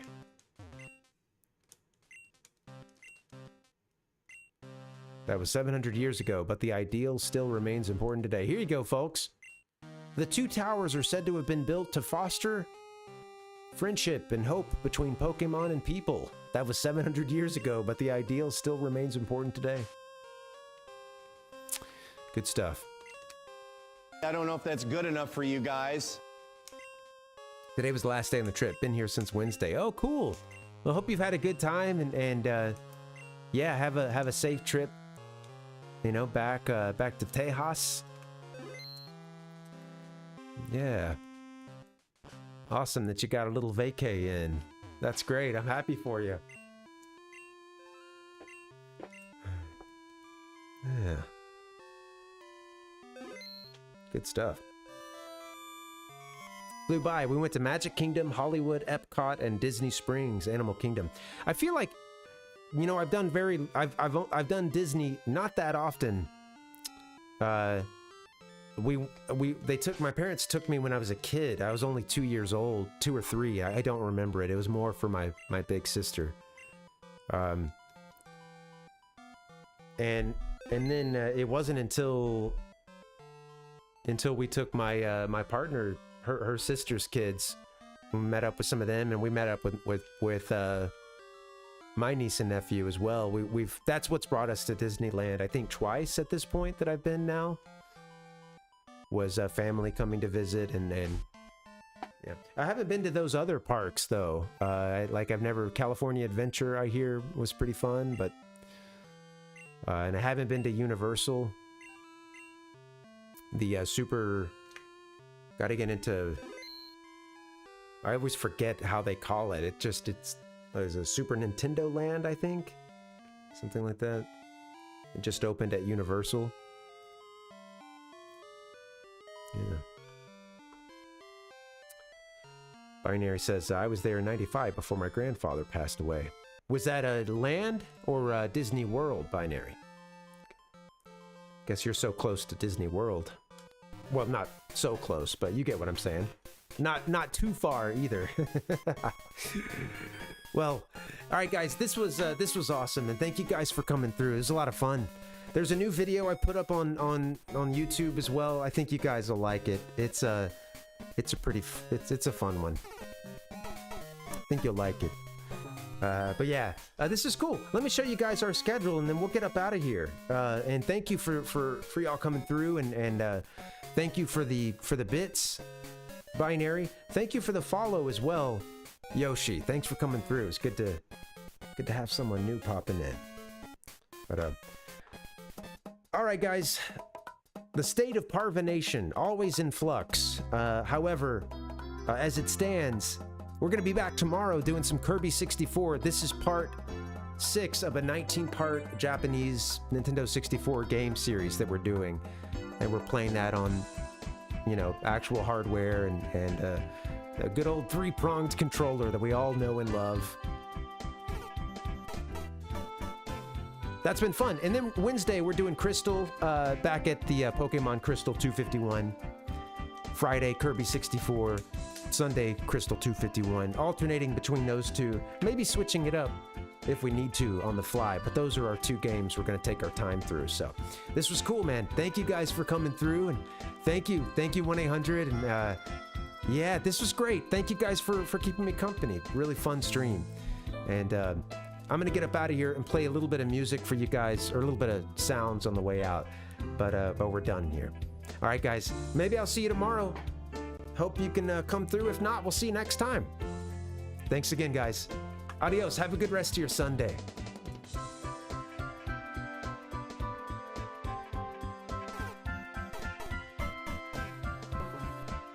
Give me a hell yeah!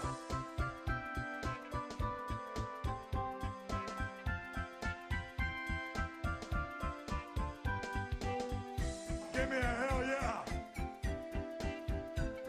It's almost over.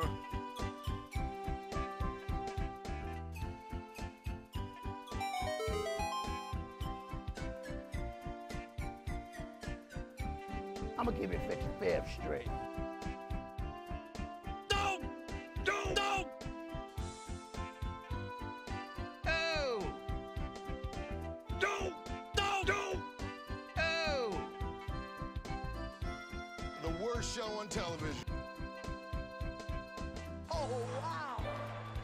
Wow!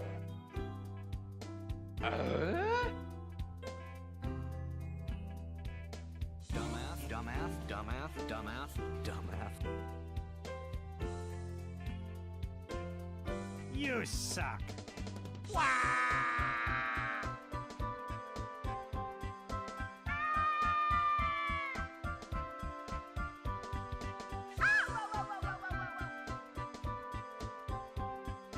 Mamma mia! Whack! How dare you? I'm gonna kick your ass. Video game trauma. Video game trauma.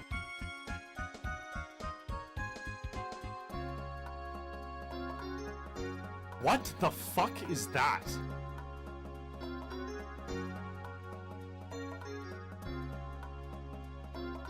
Illegal. Bye-bye.